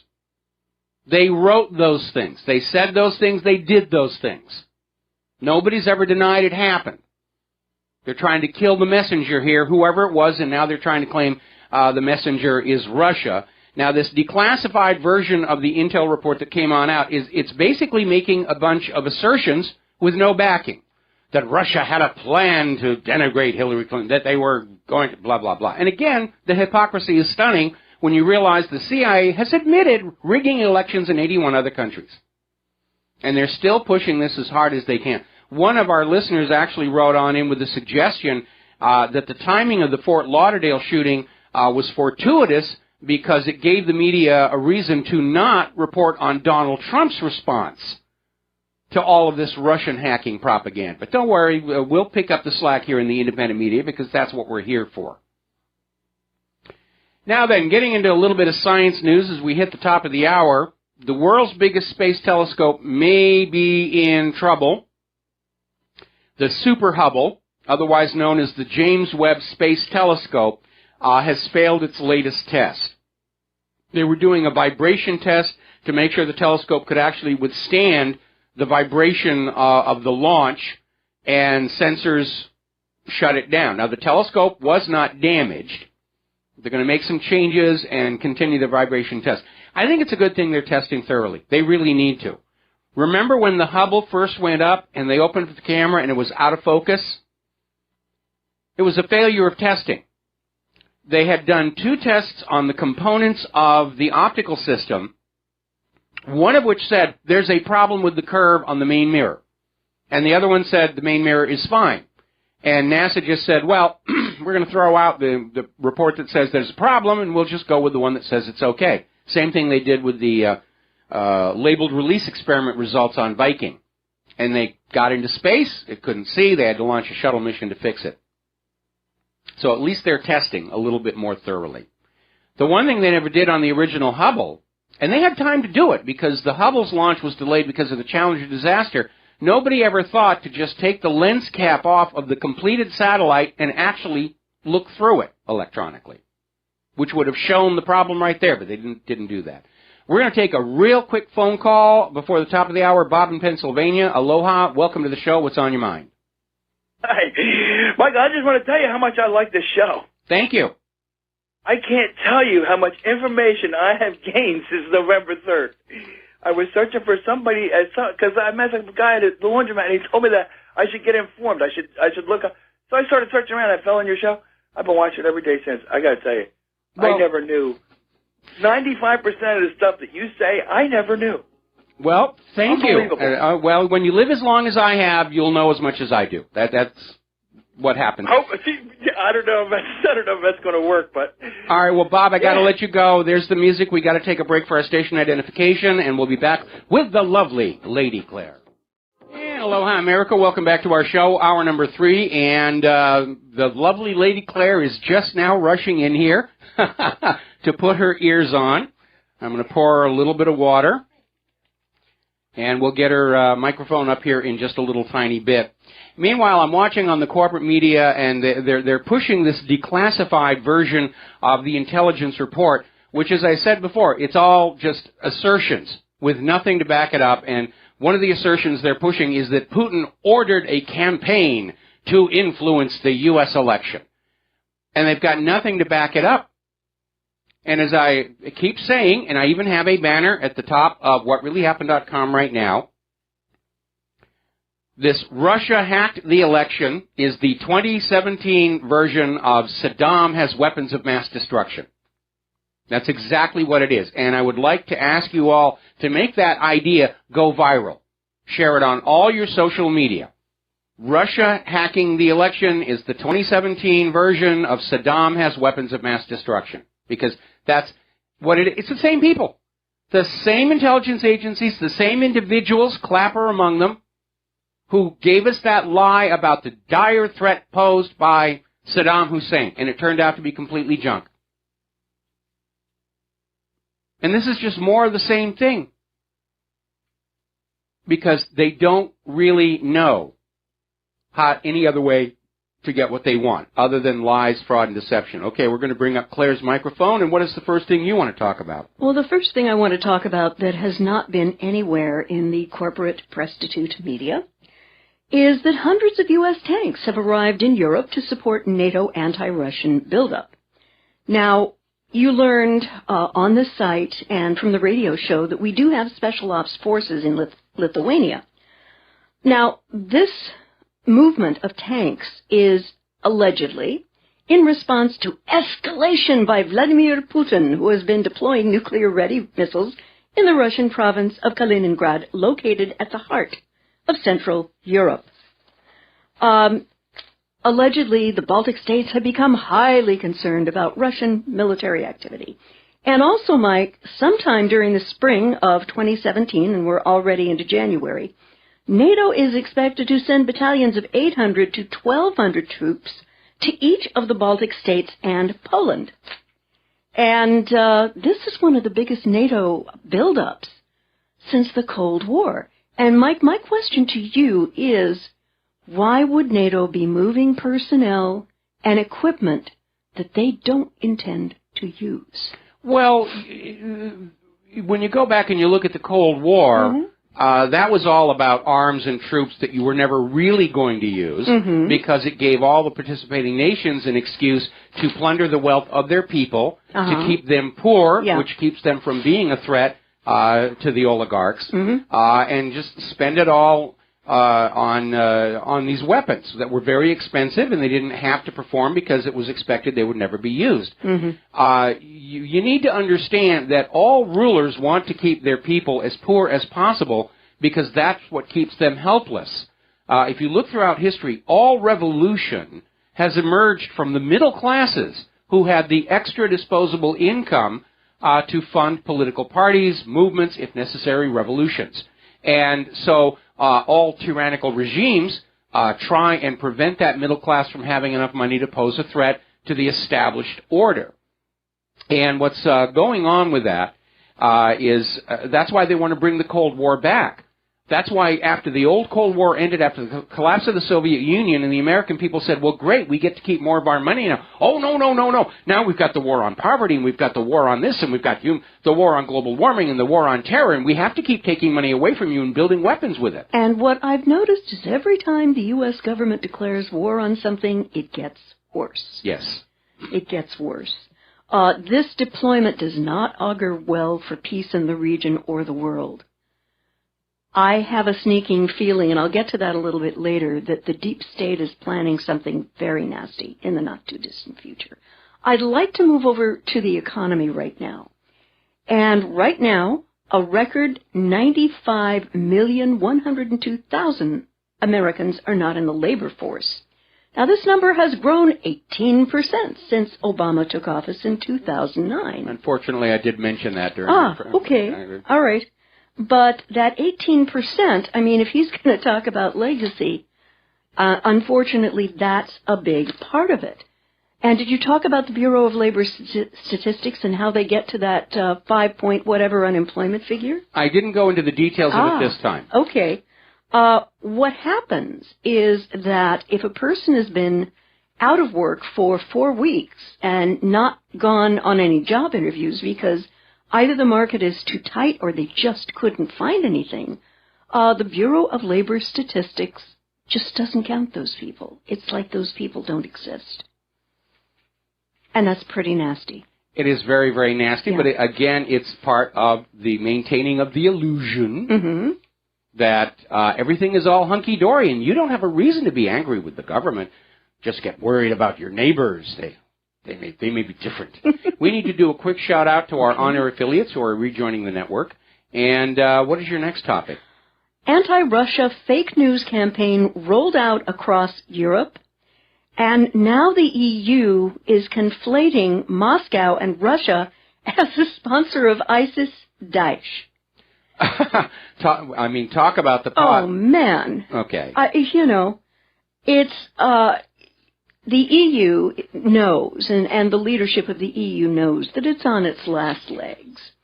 And the resolution that was passed on the 23rd of November of last year defines the main actors, Russia and Daesh, but it is Russia that occupies most of the resolution.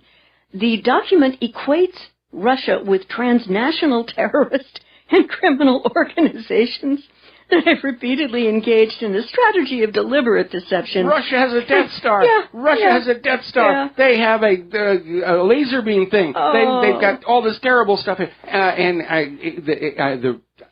utter absurdity of it is we have it from multiple sources, including official U.S. government documents, that it was the U.S. that created, trained, funded, and continued to support ISIS and Al-Qaeda. Hello. Yes, absolutely.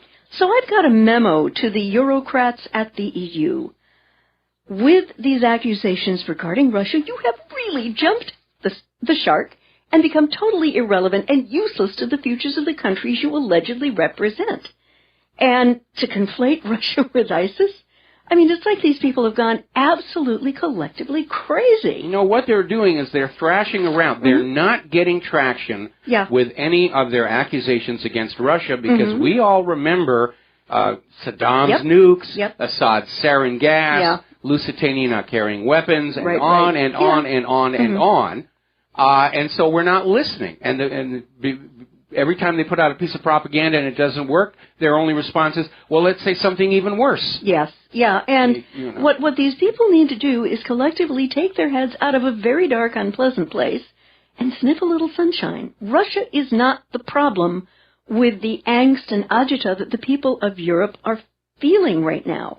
It is the dissatisfaction of Europeans having to live with the regulations of the out-of-touch, tone-deaf, and blind EU Eurocrats in Brussels, which has caused a populist uprising by a very strong desire to break free of an economic and financial system which is great for the large corporate banking and taxing entities, but lousy for people who are living in the countries which comprise the EU. Has anybody seen Juncker in public sober anytime recently? Yeah, I haven't seen him in public much at all, to be perfectly honest. He's got a good reason to be hiding on out there. Yeah. And there is a real question of whether the European Union and the Euro can actually survive. But Mike, and I'd like your input on this, my sense is without a major war fronted by NATO and the U.S. against Russia, it will ultimately have to collapse of its own weight, as the basic international understandings which created it were based on some false assumptions. Well, you've hit the nail right on the head there, because the thinking that's going on in Washington, D.C. and in Brussels is, if we can get a really good war going, then the ordinary people, the deplorables, the flyovers, the serfs, the plebes, we'll forget all about the corruptions and the taxing and all the other abuse and everything, and they'll line up behind our flag and they'll give a snappy salute and they'll fling their babies onto the enemy's bayonets, because it's always worked in the past. But again, that kind of a tactic only works when the public is predisposed to believe and trust the government and the media, and they don't have that anymore. And I would like to put the EU on notice. It has been the fake news regurgitated by corporate prostitutes to further government agendas worldwide, which gets people killed. Do any of those in the EU remember what happened after the U.S. government accused Saddam Hussein of having weapons of mass destruction? I rest my case. Yes. Yeah. Another thing that's not getting very much traction here, strikes are spreading in Mexico, and apparently thousands of police have been deployed to the capital to counter these arrests. And Mike in the control room was actually feeding me information about it over the gasoline price hike, and there's major riots going on. Oh, yeah. Apparently, President Nieto's cut to gas subsidies, known colloquially as the gasolino, have really infuriated the people of Mexico. One police officer has been killed in an impoverished neighborhood of Mexico City, and the mayor has deployed 900 police to guard commercial centers throughout the city. Well, you know who they're already blaming for this?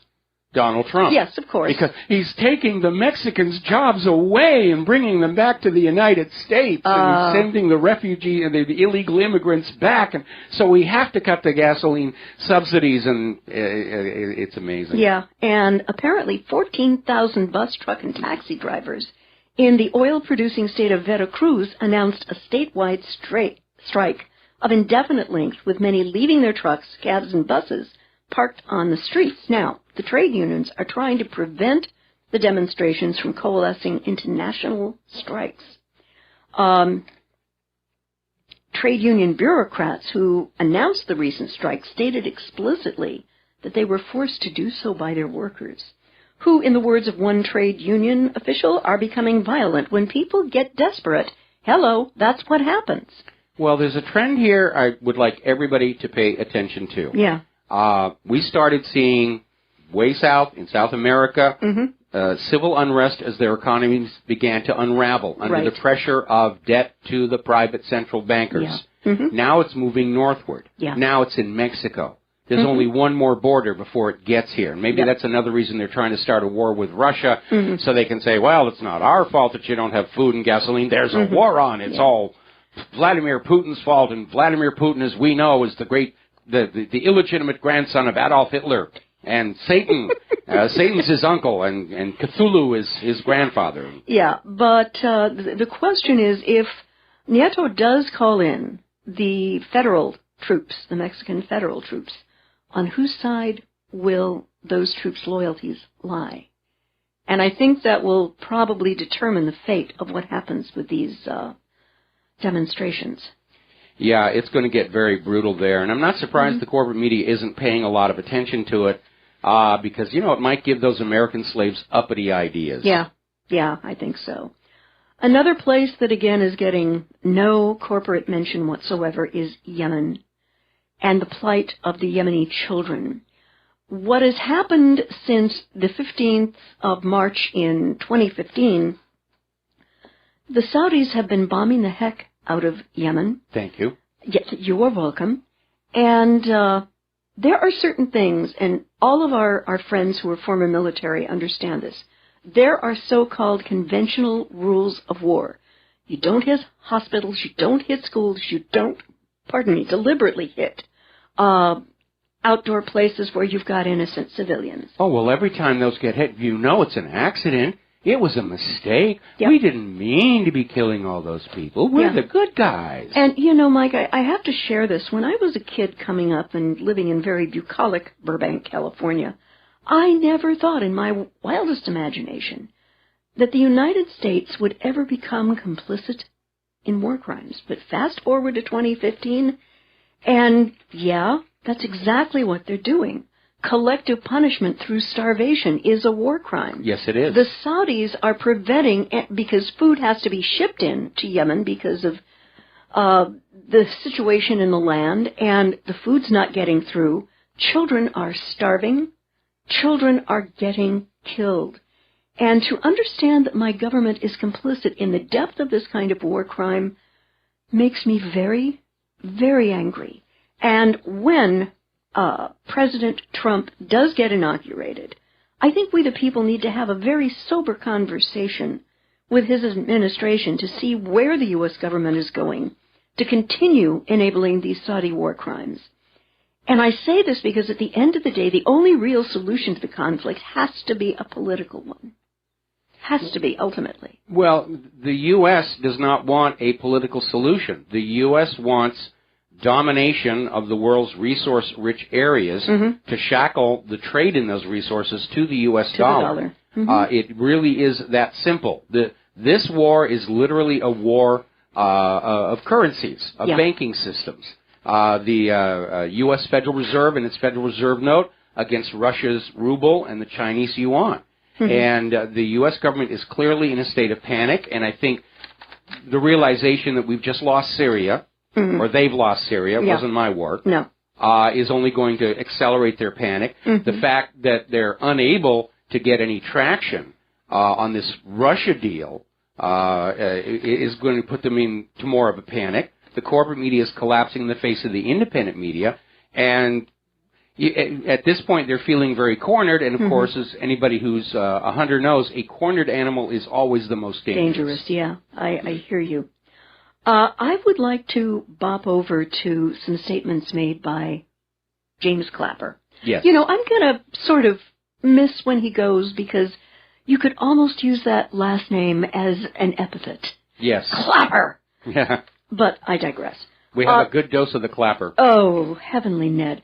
Speaking to the Senate today, Director of National Intelligence James Clapper openly disagreed with President-elect Donald Trump on the narrative of the 2016 presidential election, insisting he was even more resolute that Russians had hacked the election and promised some evidence would be made public, maybe next week.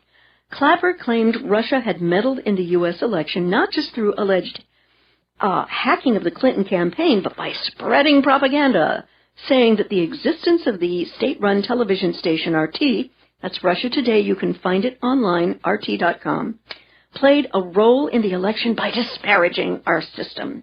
And then he went on to tongue-lash Donald Trump for being so vocal in questioning the allegations, saying that there was a difference between healthy skepticism and open disparagement of the intelligence community by not accepting their findings. Well, I have a memo to soon-to-be retired Director of National Intelligence Clapper about your complaint that RT disparages our system. When I bob over there to read the English language version of their articles, there are articles that the U.S. prostitutes won't touch because they are geopolitical kryptonite in this country. For example, there was an article today about radioactive contamination in the shuttered Hanford site nuclear plant. It's spreading, and they put it on a back burner because there's nothing they can do about it. Yeah. And pay no attention to that glowing part of the country because it's not important anymore. If we can't make money off of it or get votes out of it, then it doesn't matter. And a question I'd like to ask Mr. Clapper is, do Americans not have the right to be informed as to what's going on here and how it might be a threat to the water and soil in adjacent areas? And Mike, I checked CNN, NBC, Fox News, MSNBC, etc. Not a word on this unfolding catastrophe. And the reality, I think, is that if Clapper had hard evidence about Russian hacking, he would have been shouting it from the rooftops months ago. And I have found these assertions, which have to date been embarrassingly and noticeably fact-free. But, Mike, I've got a concern that I want to share with you. I am a little more than a little nervous about the timing of the release of this alleged evidence to the U.S. public next week. In the deep state in this country, I am wondering, Mike, do you think they may be planning a false flag action at home or abroad that would be so shocking, and of course to be blamed on Russia? We'll get back to this. Yeah, I absolutely agree with that. Yeah. All right, we got to take a break for commercials. We'll be right back. And aloha, America. Welcome back to the show here. And Claire's continuing on with this comment she had. Yeah, I'm very concerned about the timing of the release of this alleged evidence by Clapper and Company, because I have to ask if the deep state in this country is planning a false flag at home or abroad that would be so shocking, and of course blamed on Russia, that this alleged evidence will become a moot point because the American people will have had their attention misdirected by the alleged crimes of Russia to the point where logic becomes lost in their collective fight-or-flight response to this incident. Well, the idea is to have something that is so shocking that people's fear overrules their reason. Yeah. That was certainly the thinking behind 9/11. Oh, absolutely. It was emotionally devastating, the scale. Now, of course, having already done that, planes flown into building, it's passé. They're going to be looking at something really major. And giving the focus on the cyber threat posed by Russia, I think the most likely thing is they're going to blank out the internet, which is going to automatically get rid of those pesky independent media websites. Yeah, for a while. and just blame it all on Russia. Yeah. But I want to plant an idea with all of our listeners, and I hope you will share this with everybody that you know. Why would Russia do something like that? Absolutely. Cui bono. Who benefits? Not Russia or Putin whatsoever. It's like I was saying before. If you're trying to find out if you're being lied to, look for what should be there and isn't. And certainly we've demonstrated this before when they were trying to tell you that Assad had sarin gas and was using it on his own Alawite supporters in front of the UN chemical weapons inspectors on the very day they arrived. Right. And the question was, what would be Assad's motive to do something that stupid, knowing it would open the door to a direct U.S. intervention? And the motive wasn't there. The reason wasn't there, which is why, one reason, we knew the story was a lie. Yeah. And the same thing applies now with this idea that Russia is going to do something terrible to us. Why would they do it? Why would Putin, knowing it would lead to a war, why would Putin do something like that? What does it get him? Except a lot of trouble. Yeah. I mean, the logical answer, short answer, is he wouldn't. And there's another point that I want to bring up here. To those who may be thinking about doing such a thing, this is not 2001 America. Okay? Good point. This country has become more skeptical and war-weary. And now people are coming more to the independent media because they know they can't trust the corporate media because it's just going to regurgitate whatever the government tells them to justify a particular agenda. And the American people, I don't think, will be so easily fooled again as they were. No, they weren't. On 9/11, the vast majority of Americans were still predisposed to believe what the government said, what the corporate media said, that our guys were good, the other guys were bad. Yep. Those days are gone. Yeah. You know, right now, the polls are showing trust and confidence in the U.S. government and the corporate media is in the single digits. Yep. Okay? And the reality is if the government shuts down the internet, and at this point that seems like the only way they're going to be able to shock everybody, stir things up, and also silence the independent media at the same time.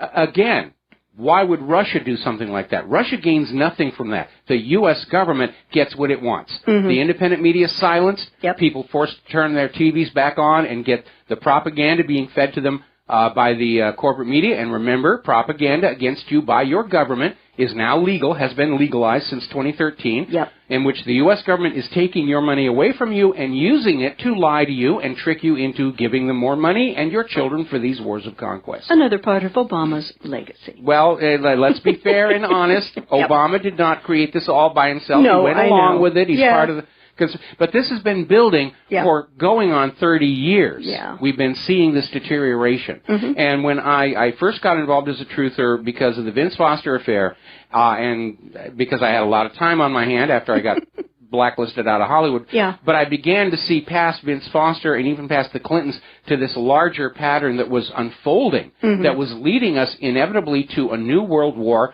potentially nuclear, and we've got to derail that. And possibly with the loss of Syria, they may rethink their plans. But unfortunately, I think they've gone so far down this road of the project for the new American century, they feel they can't turn around. And they may even start a war with Russia, knowing 90% of the American people know it's all a pile of bovine excrement. We'll be right back. Hi, America. Welcome back to the show. And I want to step back to a comment that Claire was making about Clapper was on the attack against Russia today for disparaging our system. And what's really going on here is you need to remember there's nothing in Russia today that is factually incorrect, or they would be sued. And what Clapper is really upset about is this carefully manufactured illusion of what the U.S. is supposed to be, as presented to the American people, is coming apart. And that's what they're angry about. Yeah. When he's talking about disparaging our system, he's talking about pointing out that much of it is a lie perpetrated on the American people and the world. Right. That's the same issue they have with the leaking of the DNC emails. They don't even want to talk about the fact that Hillary and her people were actually writing all this stuff. Nobody has said any of it's fake because it's duplicated in multiple places, Judicial Watch, congressional investigations. We know this is the real emails. Their anger is over the fact that the carefully cultivated illusion of the public Hillary was shattered, and Americans got to see the real Hillary Clinton, just like Americans are getting to see the real U.S. government, and they understand the American people are not going to stand for the real true nature of our politicians and our government. And right now, we're in the same situation the Soviet Union was in mere months before its collapse, when a group of Soviet citizens started communicating with each other on fax machines. They didn't have internet and computers like we do, but they started all across the Soviet Union writing articles from their own direct knowledge. The government is lying about this. And they would put it in a fax machine. It would be programmed to send to 10 other fax machines. The people in those fax machines would read the articles, maybe add something to it, stick it in their fax machine, and it would go to another 10 machines, 10 times 10 times 10 times 10. And in a matter of just a few hours, these articles would be all over the Soviet Union. And it took away from the Soviet Union their ability to lie to and propagandize their people successfully. And absent that, the Soviet Union collapsed. And I think the United States is headed in the same direction.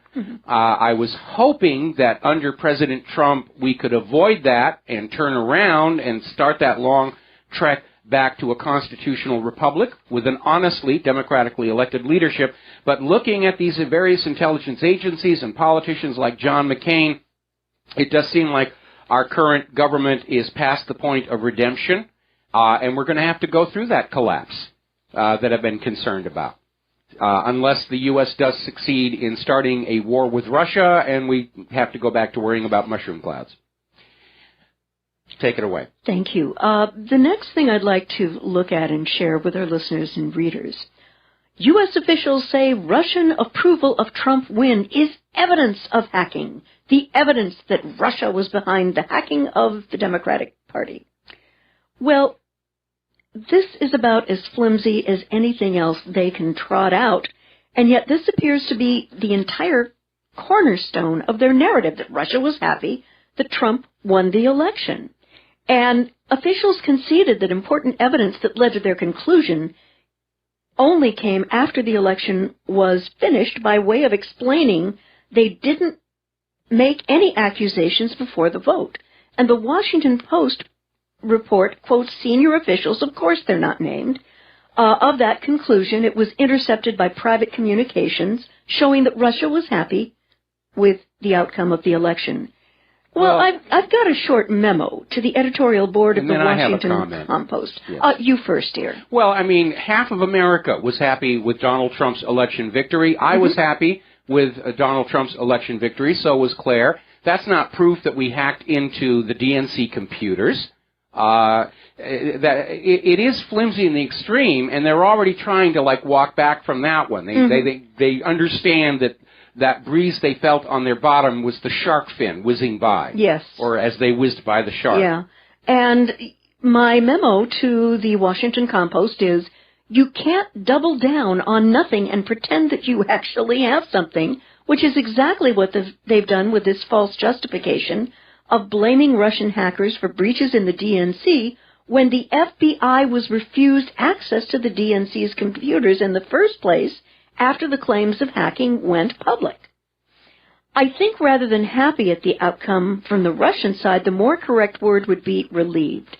Because, Michael, they knew what the heck was coming from a Clinton presidency. Yes. A three-letter word called war. Absolutely. Clinton is a card-carrying warmonger and darling of the military-industrial complex.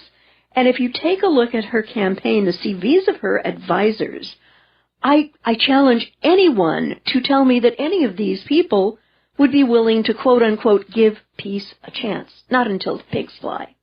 Hillary Clinton's national security advisors were a who's who of the warfare state, and her Syria policy would have included war with Russia. They wanted her, the military-industrial complex, wanted her as their president big time because she was in lockstep with their agenda. We, the people, are not. And as a peace activist myself working with Mike, I was relieved when Trump won the election because although I still think that if he feels military action's the only way to get something done, I sincerely believe, Mike, that he will explore all possible peaceful options before his military is directed to put our young men and women who serve in harm's way. Clinton, on the other hand, wouldn't care. No, look at her tenure as Secretary of State. Yeah. She was sticking the U.S. government's nose in everybody's business all over the globe, and they've left a real mess of the world. Yeah. And Donald Trump has come into office. He won the election, said, we're not going to do this anymore. This is not working. We're not going to do it anymore. And that is a threat to everybody in the establishment whose fame and fortune and wealth and power and privilege depends on other people around the world bleeding to death. Yes. Yeah, and there are way too many of them. Yes. I would like to talk about a comment that Jordan has made about the potential of moving the Israeli capital from Tel Aviv to Jerusalem. And apparently Jordan thinks this is going to be a seismic, catastrophic move with tremendous repercussions for Trump's plan to move the U.S. Embassy to Jerusalem. I agree. One of the few areas where I disagree with Donald Trump is his support for Israel, which I understand a lot of that's coming from Sheldon Adelson. Right. A lot of that's coming from Alex Jones, unfortunately. The reality here is, again, and I said this even before the election, my main concern about Donald Trump is that too much of his worldview has been shaped by the corporate media. And even though right now, today, he understands the corporate media is very deceptive, he hasn't taken that next step of looking back over everything he's ever been told to see whether or not it, too, may be a fiction. He may be laboring under the illusion that the corporate media only started lying about everything over this last year to get Donald Trump here. But it will be catastrophic, and I'm hoping that Trump will take a pause. Yeah. And as I said before, I think when Donald Trump actually starts interacting directly with the Israeli government, he's going to discover that once again, the reality on the ground is not what he was seeing on his TV set. And I think after about a year, his enthusiasm for Israel is definitely going to cool. The spokesperson for the Jordanian government, Mohammed Manami, said in public that the embassy move would be a red line for Jordan, which would inflame the Islamic and Arab streets and serve as a gift to extremists. The guy is right. Yes, he absolutely is. He absolutely is. One of the things that surely will happen is we will probably see more violence in Israel.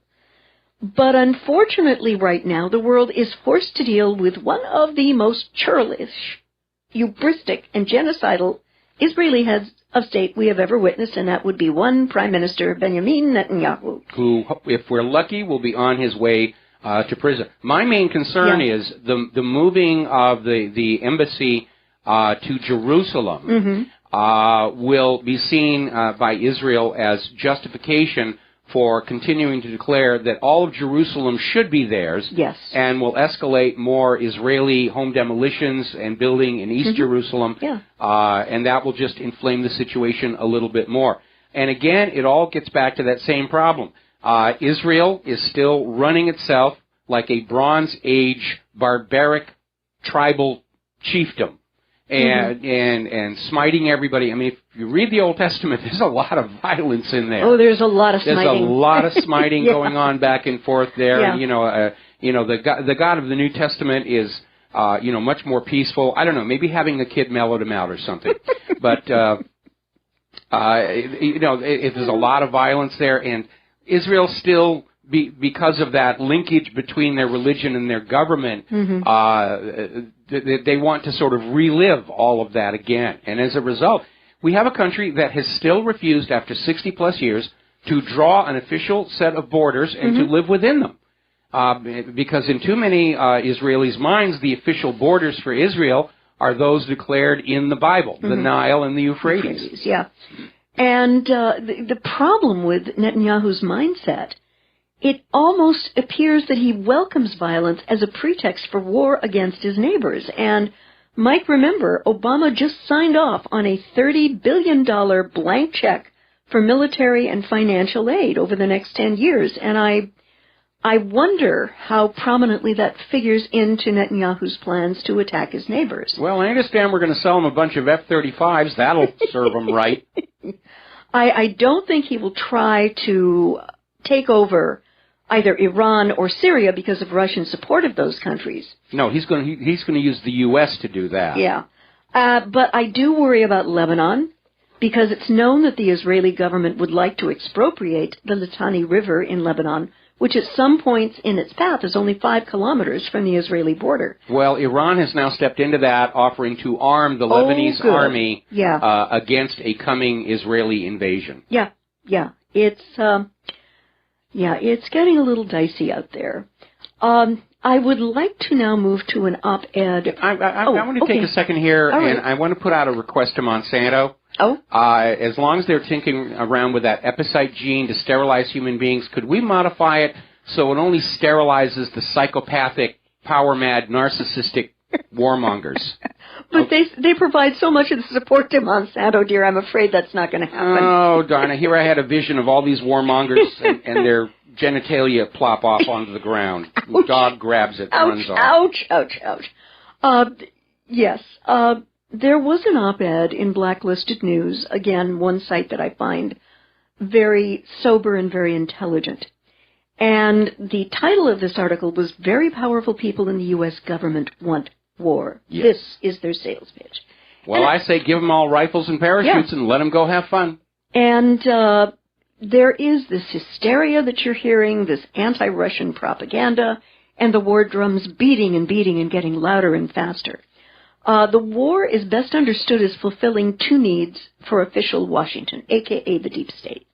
The military-industrial complex transitioning from the war on terror to a more lucrative new Cold War and blunting the threat that President Trump poses to the neoconservative liberal interventionist foreign policy establishment.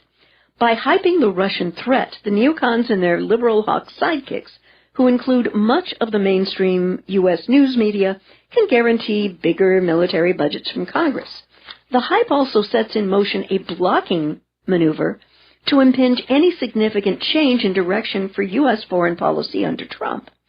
So I've got a little memo to the American and Russian governments. The American people adamantly do not want war with Russia. And to the American government, I have been able to believe a single thing that you have said to the American people since 9/11, which was a notorious pack of lies used to sell the American people on the other lies upon which you predicated the invasion and occupation of both Afghanistan and Iraq. Sorry. As a Christian pacifist activist with a voice on this blog who constantly entreats her government to resolve its geopolitical issues through moral and hard-won negotiations rather than through war, I have to warn our readers that the U.S. government would be making an horrific mistake by pushing a war against China or Russia right now, because pulling back and looking at the big picture, I understand without question that our military doesn't have the weaponry, the money, the troop strength, or the manufacturing to ensure a positive result from a conventional war against Russia. Why do I say that? Because right now, when U.S. weapons are field deployed, they are many times so late as to be obsolete relative to their original mission, absolutely do not work as advertised. Remember the F-35? And are hideously over budget. Now, Russia and China are getting a lot more bang for their weaponry buck right now without paying anywhere near what the U.S. is paying for equipment that doesn't quite measure up. And there are a number of new hypersonic weapons that the Russians are developing and hybrid atomic weapons. And to put the U.S. military and its people into a war the U.S. military most probably cannot win for the reasons I've just articulated is the ultimate betrayal of the American people and our military by elements of the deep state in this country, and it must be peacefully and logically stopped in its tracks. I would agree. Now, getting on back to this issue about the American people not wanting war, I want to share a quote with you. Why, of course, the people don't want war. Why should some poor slob on a farm want to risk his life in a war when the best he can get out of it is to come back to his farm in one piece?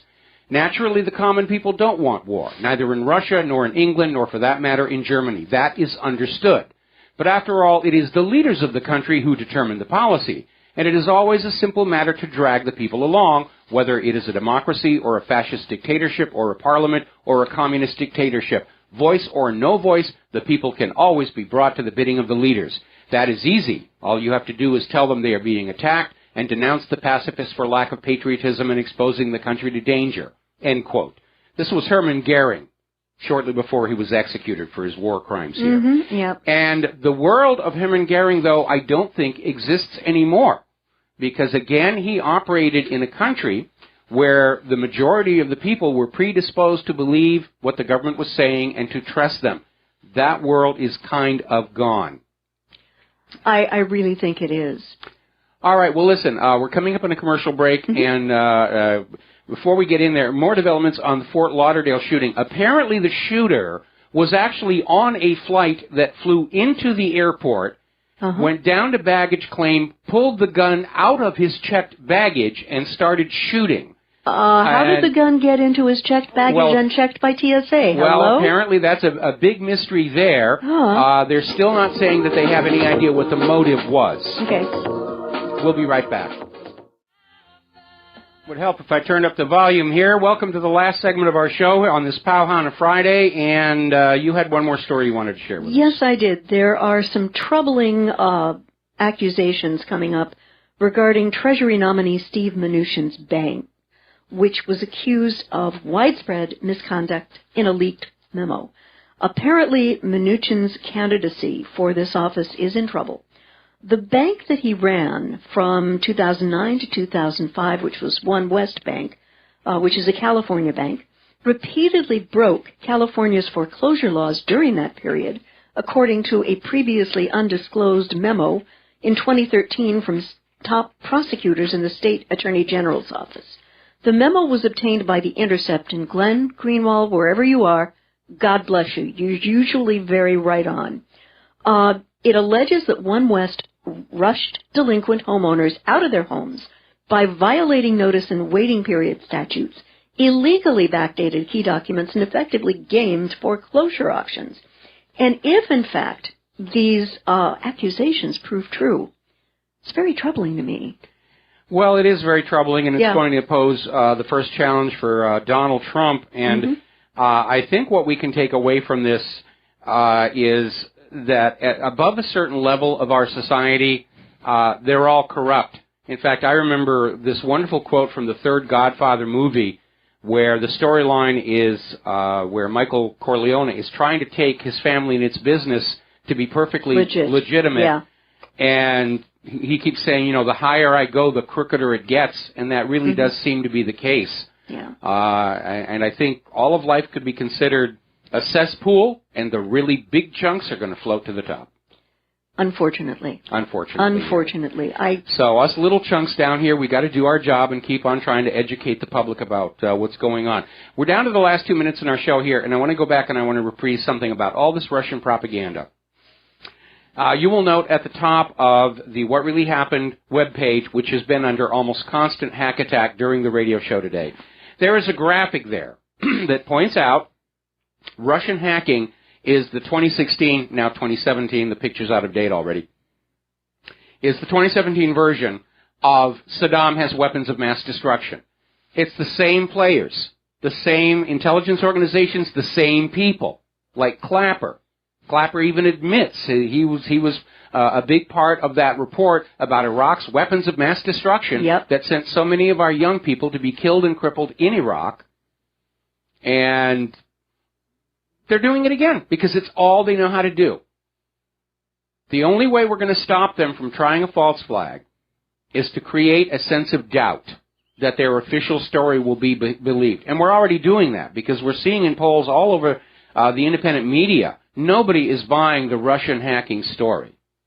And this may actually be like the first really major battle between the corporate media and the independent media over who's really in control of what Americans are thinking. And at least for the moment, we're winning, but the other side does love to play dirty. Amen to that. There it is. There's our music. It's time for us to get on out of here. And have a really good weekend. Remember, you are all Rivero's Rangers. You are parts of the independent media.